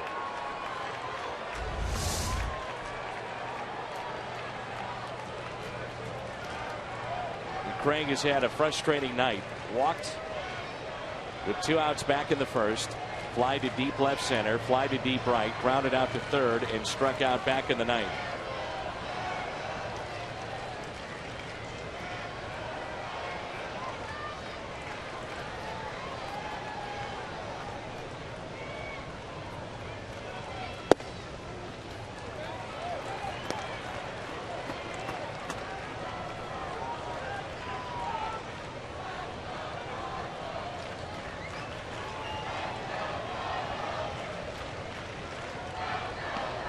Neshek is warm in the pen. Bases loaded. Craig, base hit into right. Carpenter will score. They'll wave in Jay. Throw to the plate. Cut off. 3 runs have scored here in the 11th as Holiday is caught in a rundown. But Alan Craig comes through. 2-run score, and it's a 5-2 St. Louis lead.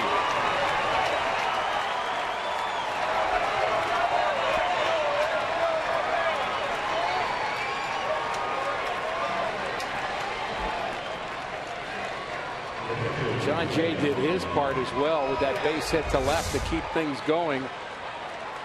And after Holiday is hit by a pitch, Craig takes that pitch down in the zone the other way. And perhaps a little breathing room at least going into that bottom of the 11th.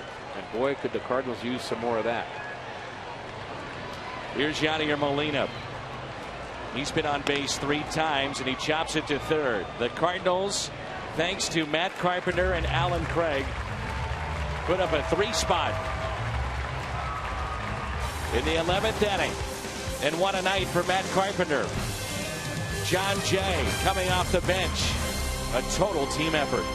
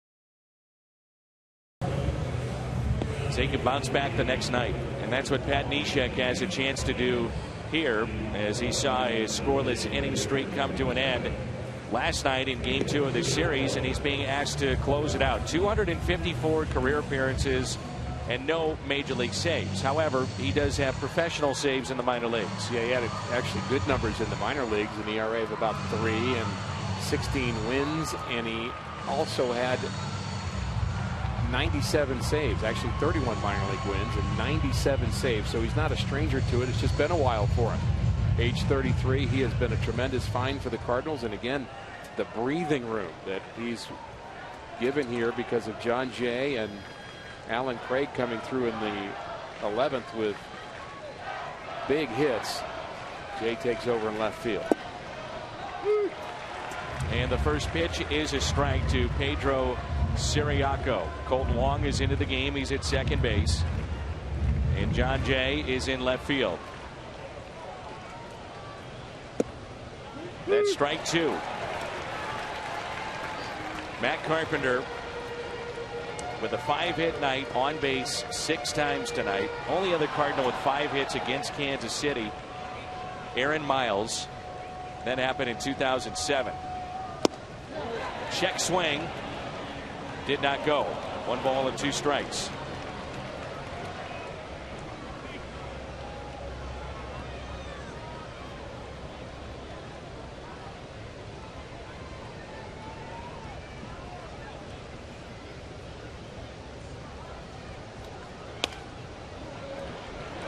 Popped up, and Craig with room to make the play. Neshek, very unorthodox delivery, but he sure does put a lot of strength into it. Leans over, then he comes up a bit. And look at the torque on his shoulder, elbow, everything. But that's where he is comfortable. That's his arm slot that he learned when he was younger, and it just seems comfortable to him, and I would say hard to pick up for most hitters, especially right-handed batters. And a strike to Alex Gordon, just waiting for strike one. Was not even in a position to hit. Rookie, a win like this after two very tough losses, if the Cardinals can hold on.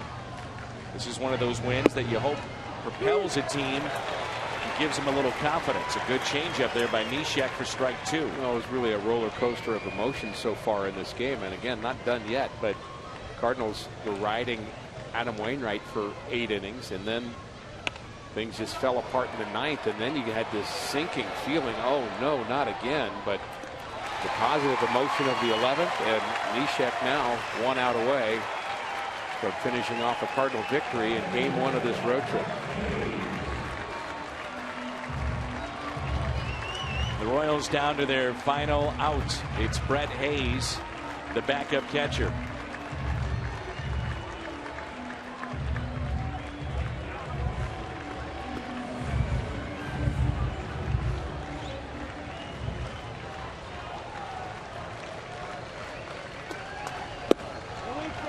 And a ball inside, and Neshek did not agree with that.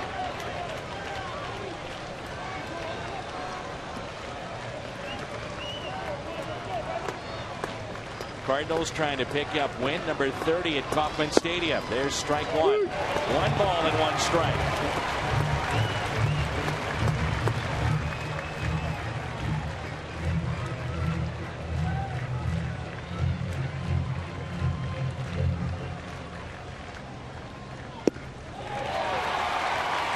The Cardinals pick up the win tonight. They'll go to 2 games above 500 and at an even 500 on the road. They're on their feet. Neshek is set. We'll do it again.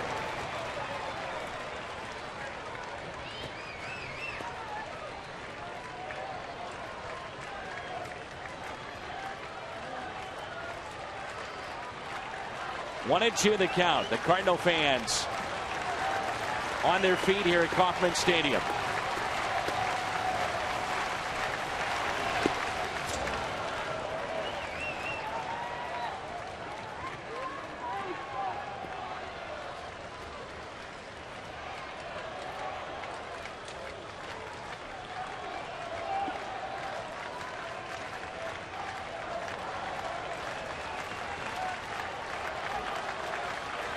Outfield shallow, the 1-2 pitch.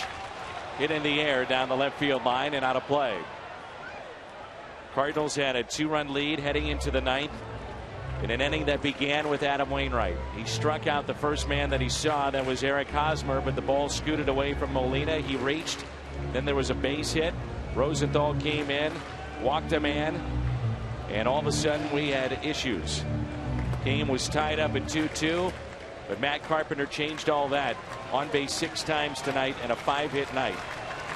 The 1-2.